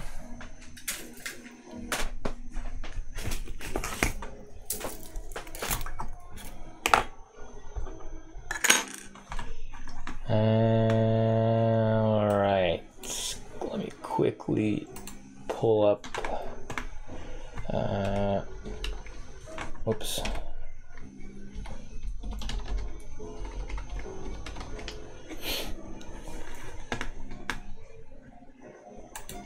Oh, sorry. What'd you say there? You hate going on Geek Hack and Reddit. Sure as hell doesn't want to cover it. I struggle to stay up to date with my new keyboards. So how many keyboards do you own? Stumbled across this new ML by accident. Cool. Yeah, well, if it's not out yet, I mean, probably it's not all that popular, I guess. I mean, like it's probably been in the news a little bit, but it's not like people have them at home. So, sorry, where did I stick this again? Is it in? No, it's not in Git.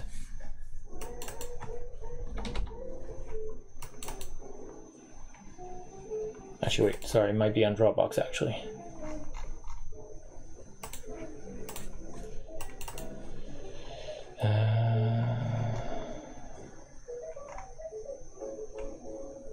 Nope.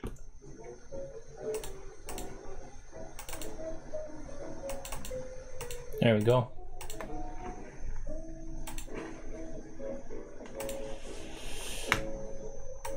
You own 4, wow. Okay, so I know, wait.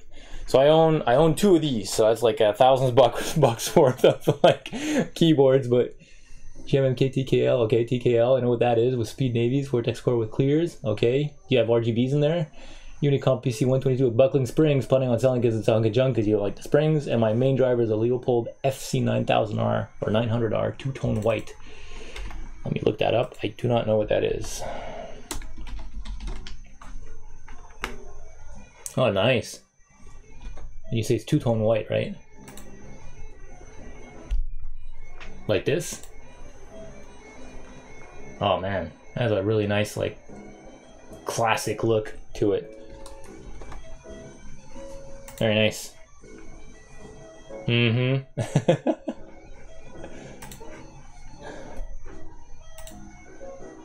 Alright, sorry, I just gotta make sure got the right side in my head here. So this is the side that is this one.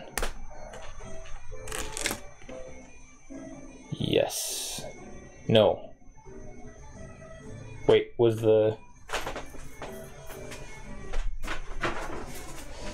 Oh yeah, okay, so the pegs are on the bottom. Okay, that's it.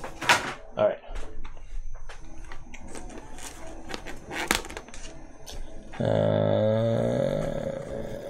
All right, so... See, the thing is, I could just go and solder... Oh man, there's something I didn't think about. Oh no, don't tell me. Nah, there's space here to route these cables. Yeah. There's got to be space here to route these cables. See, I'm worried here that I was worried here for a sec that maybe there would be no space to route these cables out because of this leg here that's providing structural support. But they're going to kind of come out the side, and hopefully, yeah, they should be good. All right.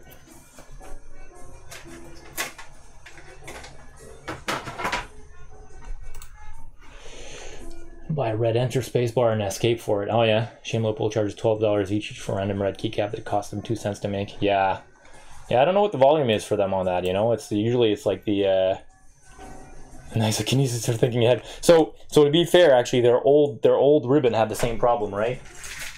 Like their old like this guy here this had to also connect to the motherboard, right? So it did kind of stick out to the side. There was space for the ribbon to pass through, but they didn't have that strut that I have to hold the keys in place. Because theirs was just kind of glued there. It's kind of, yeah. All right. So,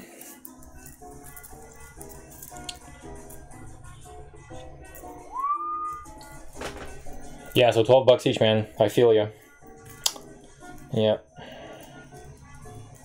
And when you think about it too, like, you know, those keycaps, probably the standard shape, you know what I mean? I mean, the back's got to be, because they're using industry standard, probably the cherry switches, I'm guessing. I didn't see on that page there. And the top, I mean, unless they've got a really strange or uncommon shape. I know some of the Kinesis keycaps are actually different. The home row feels different. It's like double concavity and stuff. All right, let me count these cables for a sec, make sure I have enough. I'm gonna keep these. Yeah, all right. How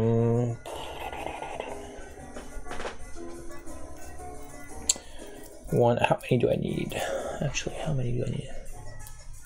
SS2 profile and Leopold or Miller use it, I believe. Yeah, so probably fairly low volume on that. So I don't know if it cost them 2 cents there, but probably they have some amortized costs, some sunk costs into making the molds. Similarly close to Cherry's profile, but of course not. Of course not. Why not? Of course not. I hear you. Okay, so 1, 2, 3, 4, 5, 6, 7, 8. Wait. 1, 2, 3, 4, 5, 6, 7, 8, 9, 10, 11 cables I need. Is that correct? 1, 2, 3, 4, 5, 6, 7, 8, 9, 10, 11. Okay, so 11 cables on this one. And on the other one, 1, 2, 3, 4, 5, 6, 7, 8, 9, 10. So I need 21 total. Plus the shipping on the Vermelho spacebar is actually $13. I'm buying it from an Indonesian store. Yeah, my friend, so I have like an A-Net A printer, which is from China. It's like a RepRap like series clone. It's like a Prusa clone or whatever. And like the parts for it are like, you know, $1 and they're free to ship. But you wait, but they're free to ship.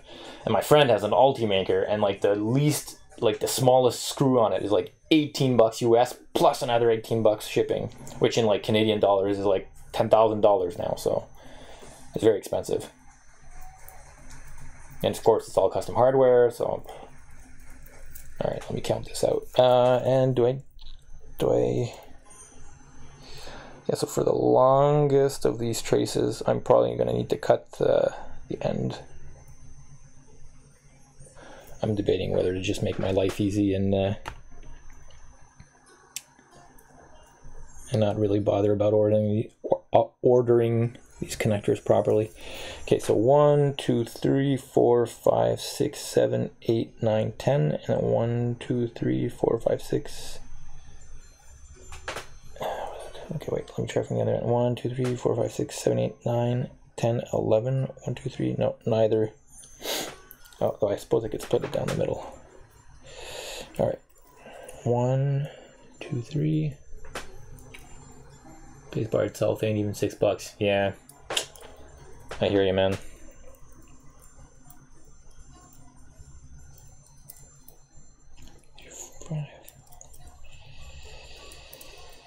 Six, 7, 8, 9, 10, 11. All right. So let's split that apart.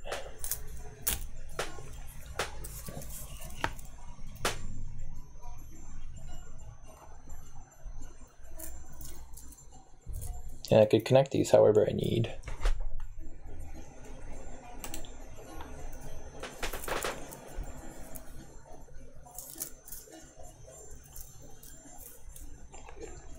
But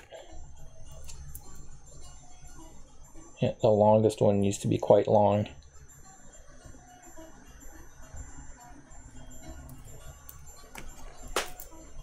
Just quickly set that. Yeah, it's pretty much the edge of the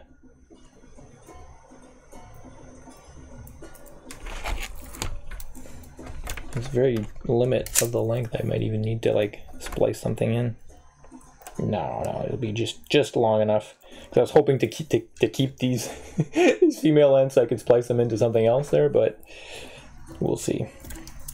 Let me just really quickly lay down the keyboard in the case. Where's this screw fit again? This is.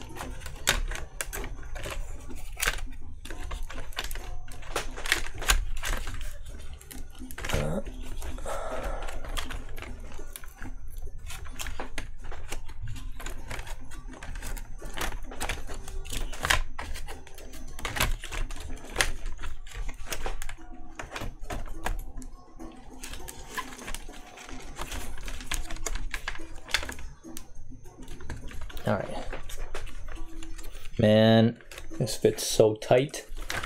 Check it out. Good to see old Tech Homes 27. Fake version of spacebar and chart profile on eBay. Ah, yes. Yeah, no, I've been had with fake eBay stuff before.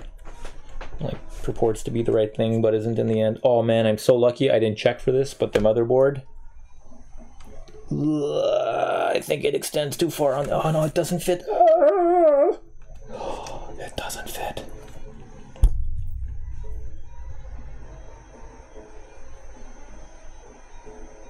It's like a millimeter too wide. Oh man, that sucks. Sorry. No, it's not the end of the world, but I'm gonna have to change the design a little bit.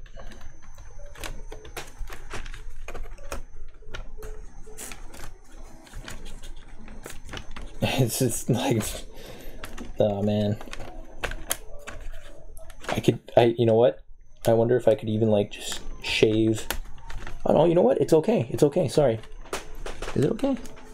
Does it fit or doesn't it fit? It does if I like push down on it. Is it? Barely the sandpaper. Yeah, I know. It's like it's. But actually, the PCB's fiberglass for the PLA, it doesn't sand so well. It kind of shreds instead of sanding. So no, if I jam this in here, it does fit. It does fit. Yeah. All right. 1, 2, 3. Oh, sorry. Be right back. Girlfriend just got here.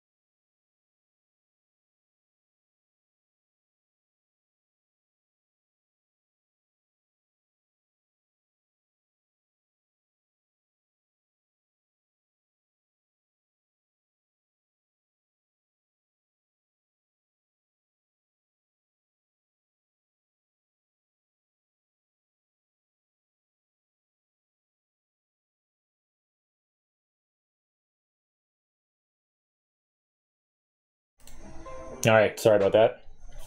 Our girlfriend was out. She just came home. She wanted to say hi. All right. So if I was to connect these randomly, or maybe this one, like that.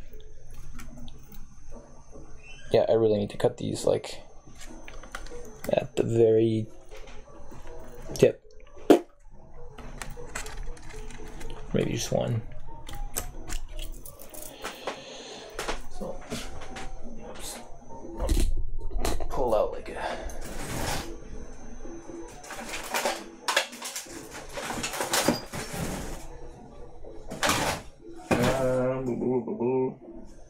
I had one lying around.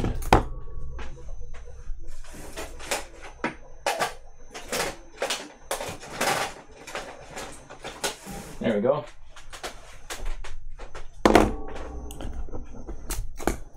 Turn spacebar on. I hate it when that happens.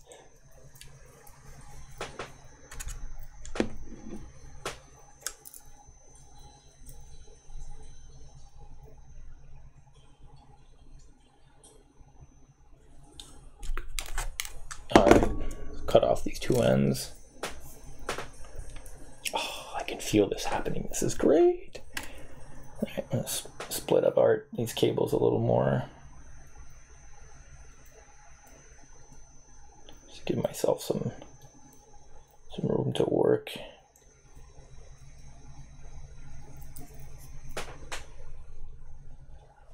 I see it, I'm reading it, but I can't click it. Oh man. My sympathies.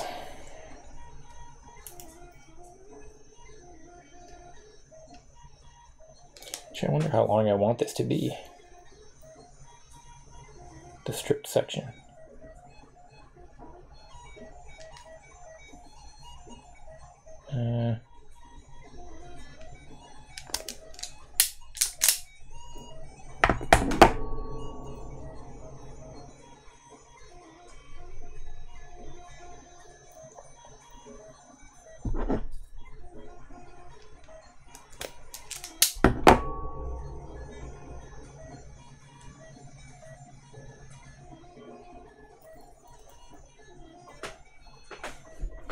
Just double check what's going on here.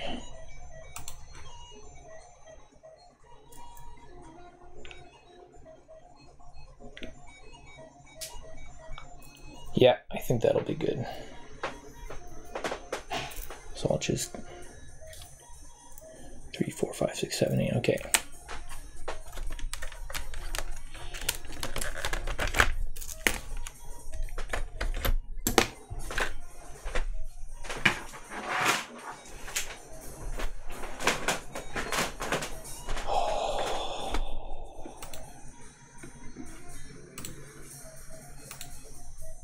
Secure Indonesian sites, which is not reassuring.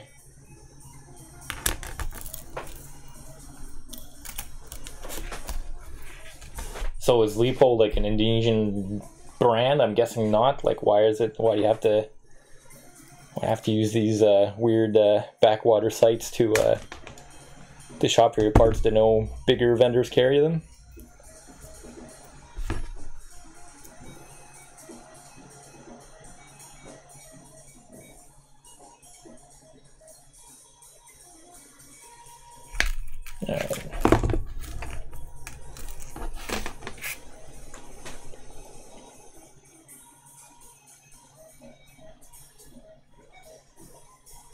From a little Japanese, okay. So I guess at least Indonesia is not too far from there.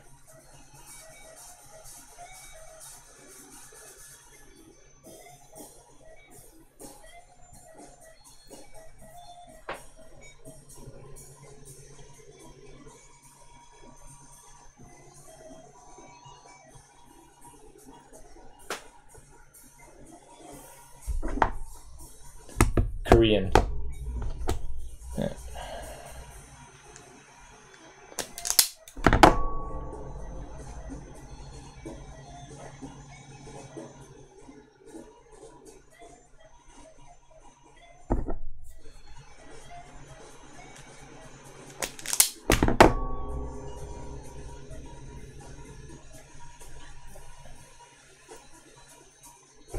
You might just have to be honest.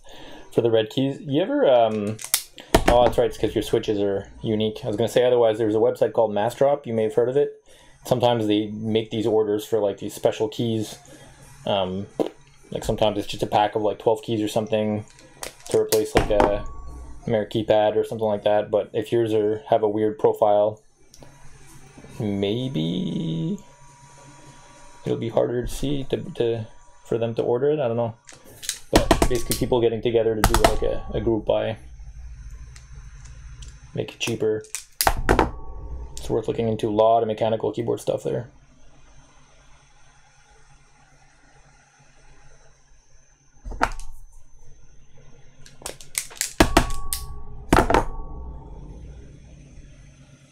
So sorry, I'm just stripping some cables here. Preparing to solder.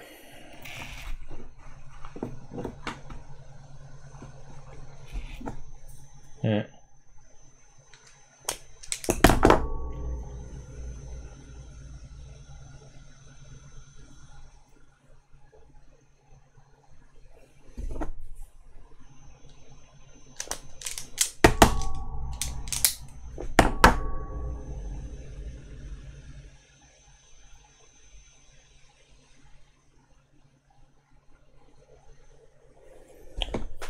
And what was the last one?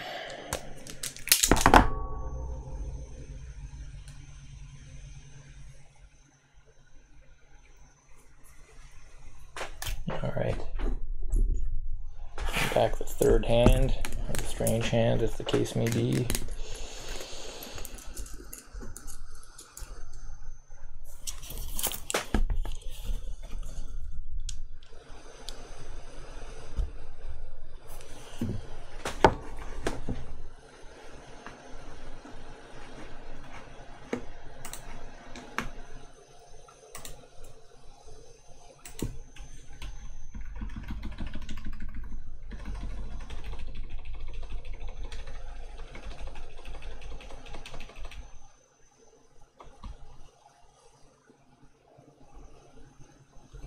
All right.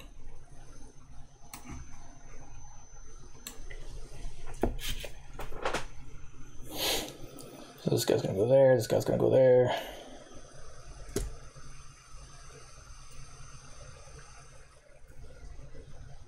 This guy's gonna go here.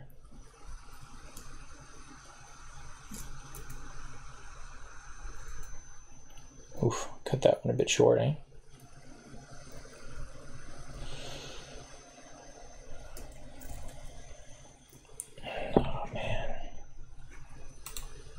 Just a little short.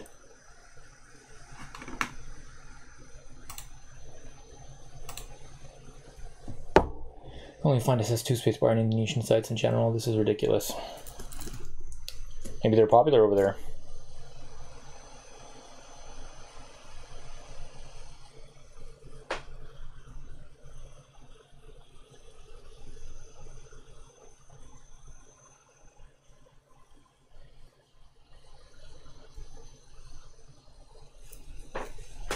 I'm just going to double check that this cable runs long enough.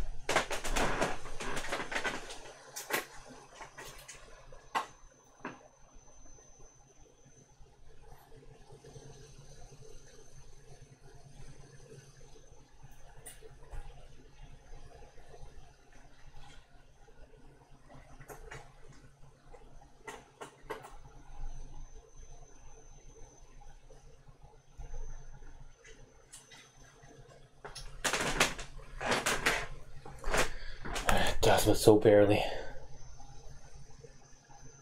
But I'd just be like, where are you supposed to be?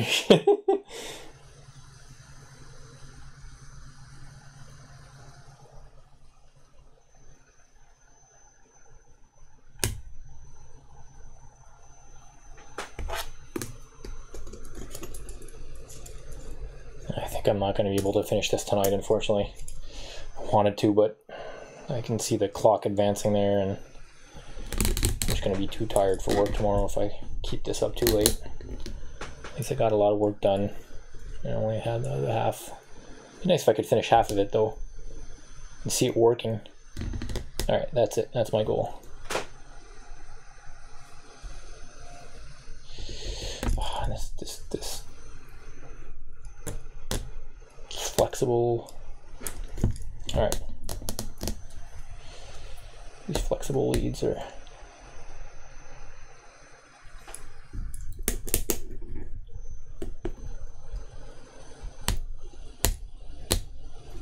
pain.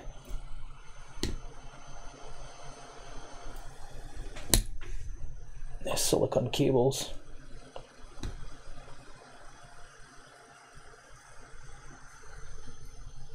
There we go.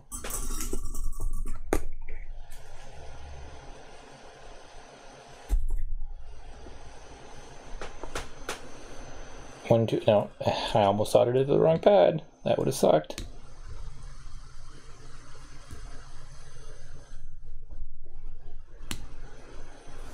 All right, 1, 2, and then that's the third one. So.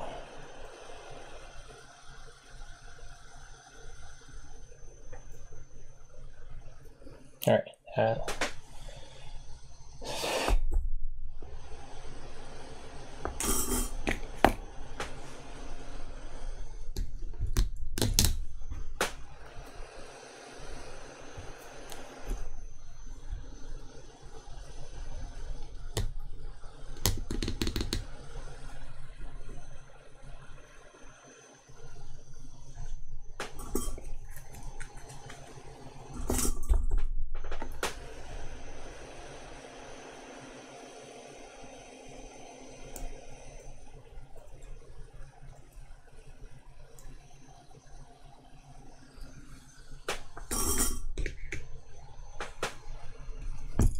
Much easier to solder these cables than it was the switches, I'll tell you that much.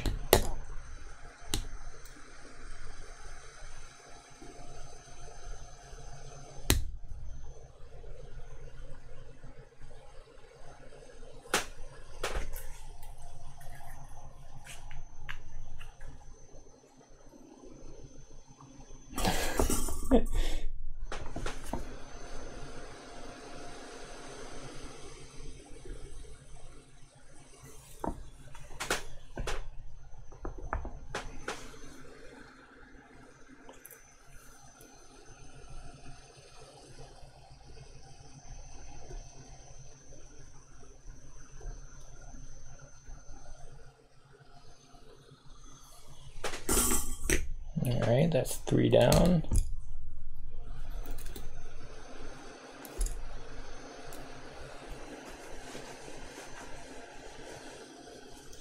Locked Indonesia only, meaning like you can't ship outside? That would suck.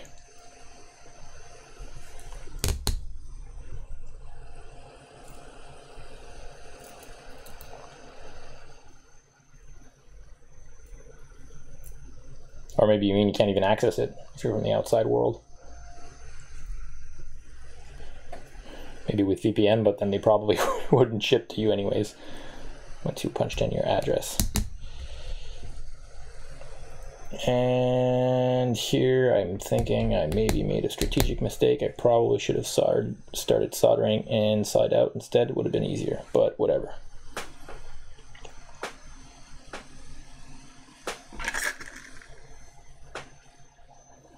Pay shipping for $5 item. I'm doing it, yeah.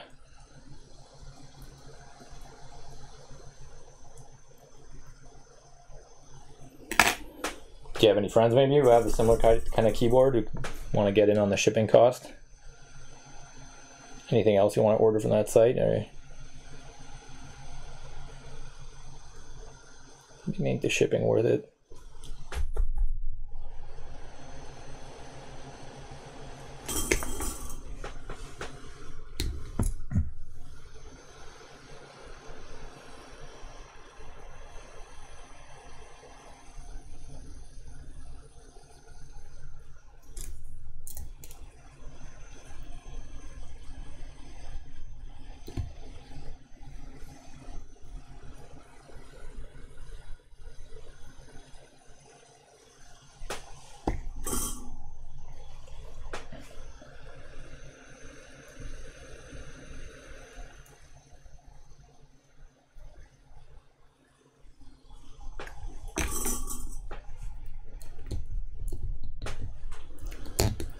Well, I don't think I get points for style with this job, but I get points for creativity though. Alright, let's your price on that laser edge tape. That's novelty caps. Yeah, Massdrop has a lot of novelty caps, I'm sure you know.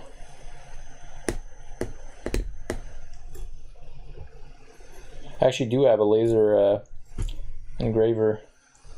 It's not very powerful there, it's only about 2.5 watts, but depending on the material, it gets a lot of engraved. It doesn't get that much cut, but it does get a lot engraved.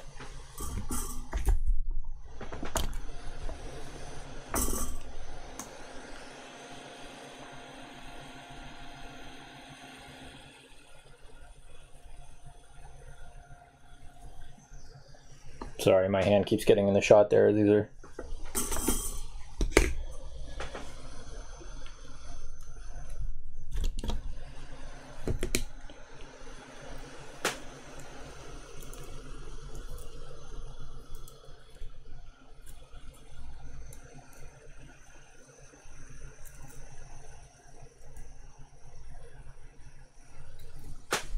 All right. And this one maybe.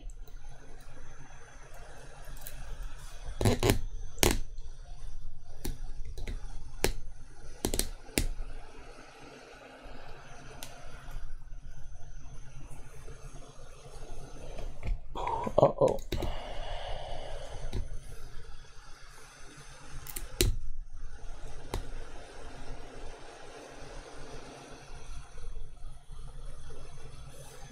I think this definitely would have been easier from the outside in.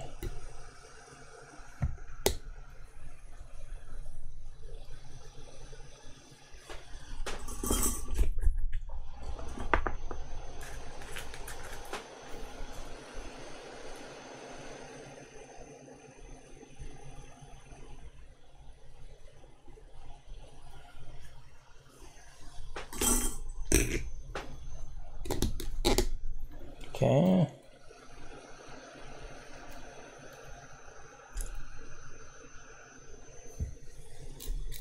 And then yellow.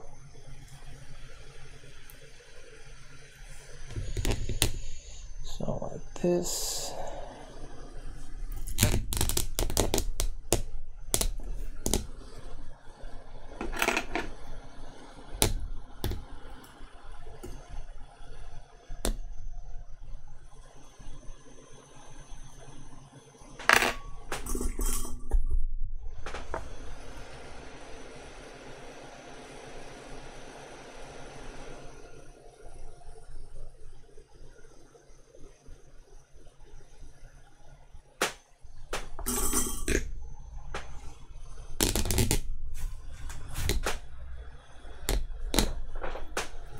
And then orange.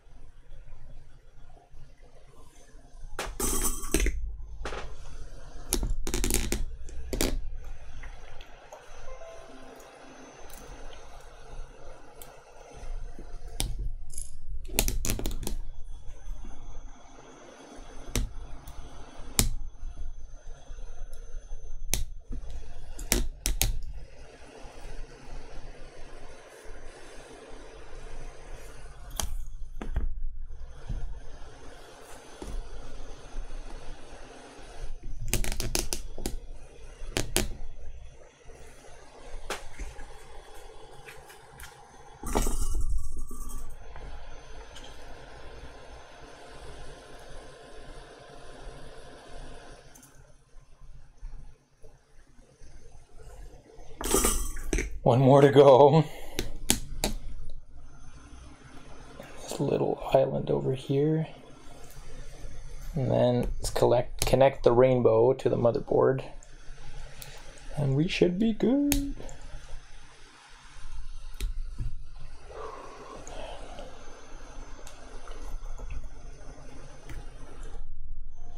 I'm getting really tired.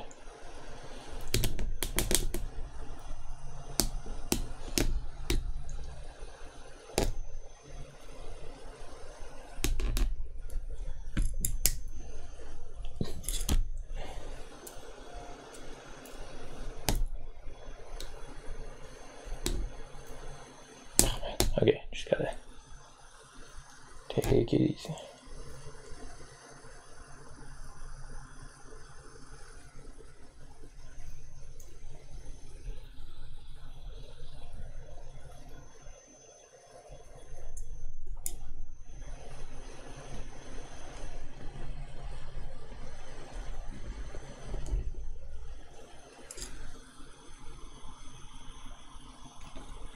This one's really giving me trouble.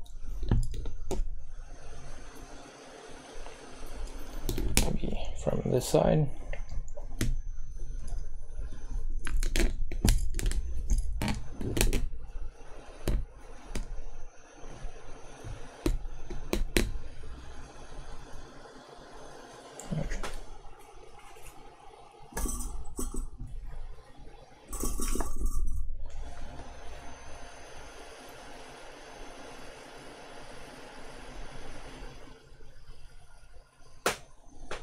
And that, as they say, is that.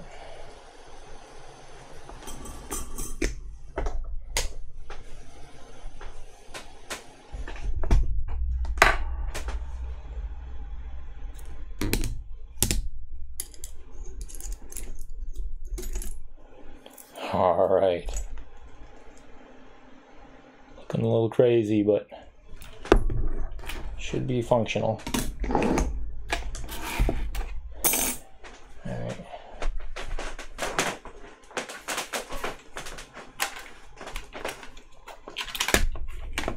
I don't think I'm even gonna bother yet. I'm not gonna put in the keycaps and all that stuff. I'm just gonna use this freestyle. Alright, now just have to connect it properly.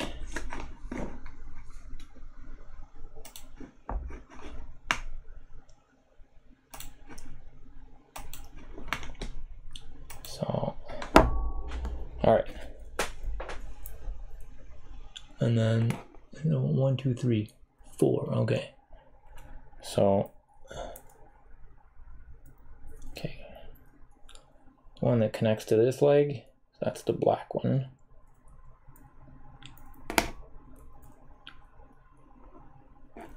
Goes to the top. Yep. All right. And then the second one is the one that connects the other two legs, and that is the brown. No, no, no, no, no. There's a blue in the middle. And the blue connects to a white. That'll be this one, this guy. Like this. And then it's going to be a mess by the time it's connected, but whatever. Okay, then yellow, which is one down. Okay, so blue.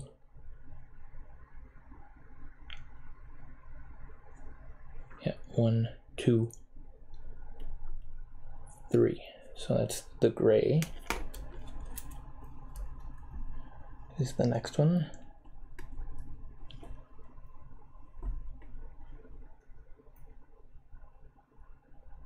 Wait, no, again, it should have been red, so the brown one goes next. Whew, man. All right, the brown one goes next. Then it's yellow, which is 1, 2, 3 over, so 1, 2, 3 over, and that's the gray one, the gray connector.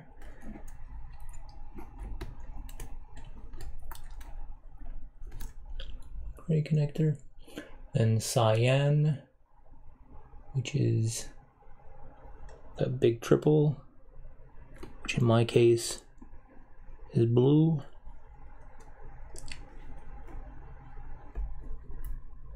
So cyan. Okay, and then it's purple, but the one that goes to the second and third from the right. So second and third from the right, that is the red conductor. Can you see anything I'm doing at all with the camera not pointing in the right direction? Nope, the camera sucks. All right, like that. Yeah. All right. Purple and then yellow, which is 1, 2, 3. So orange.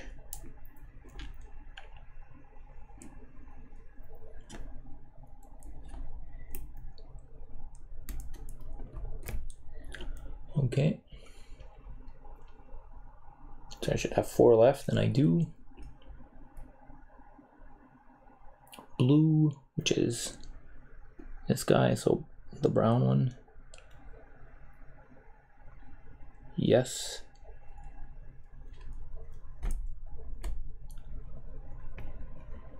Green, which is the triple. This guy. And this guy. So that is actually green. Okay. Nice.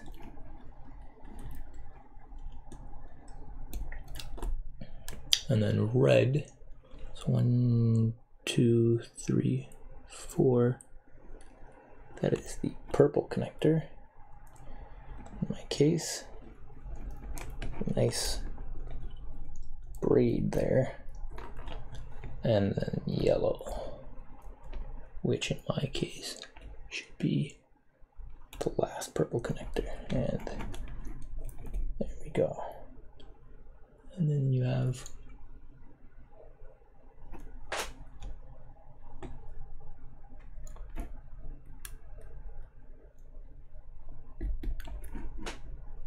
that is weird.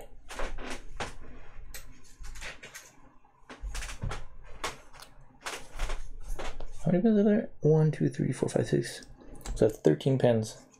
And then there are actually 1, 2, 3, 4, 5, 6. Huh. There are 13 pins there as well. Okay, that's just an optical illusion. Okay, bad picture. All right. Time to plug this in. I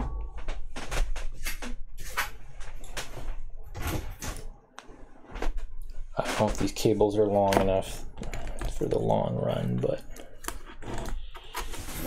they look like they're barely long enough. But should work. I'm gonna give myself a bit more slack on the other side. All right. Here. All right, here is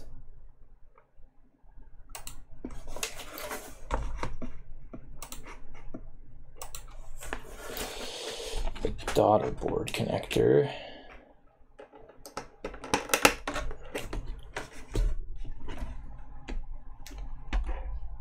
All right, and then I'm going to plug the keyboard in.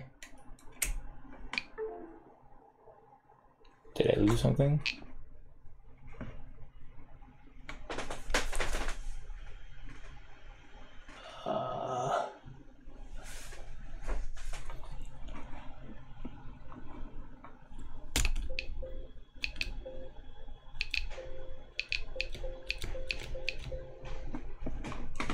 Okay.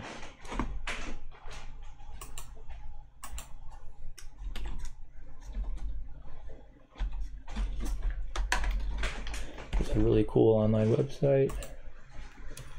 Launch the tester.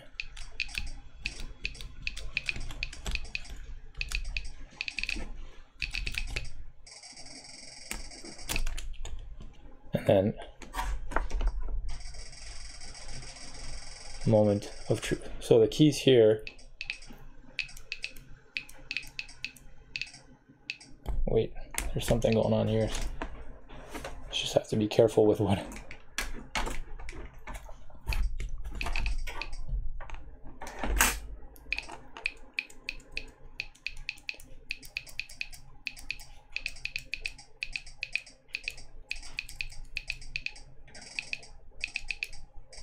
They all seem to work.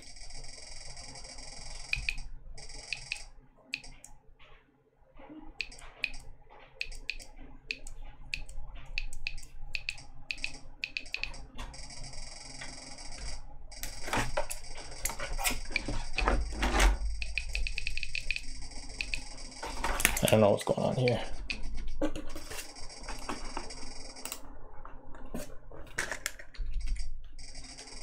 6, okay.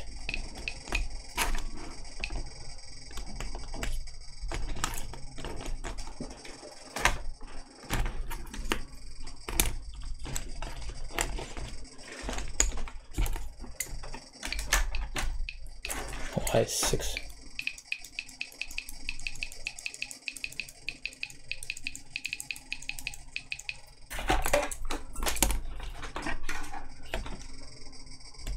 Okay, so there's something wrong with the 6, clearly. I mean, what's going on there?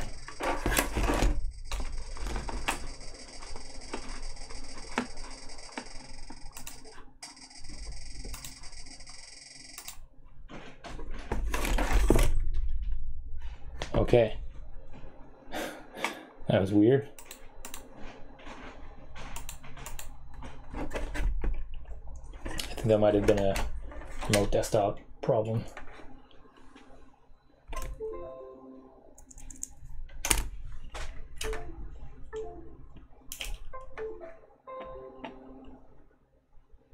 This keyboard normally or sometimes has problems setting up.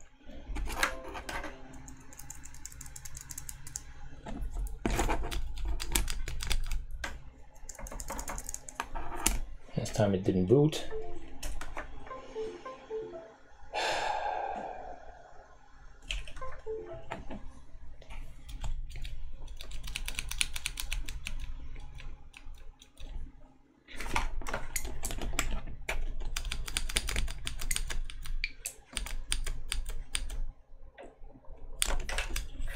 Oh wait, this is what's going on.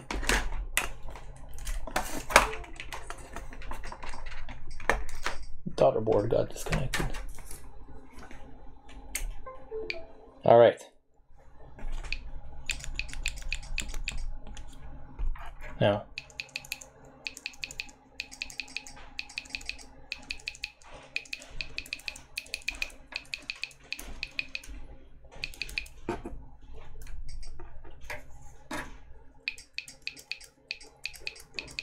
Oh my God.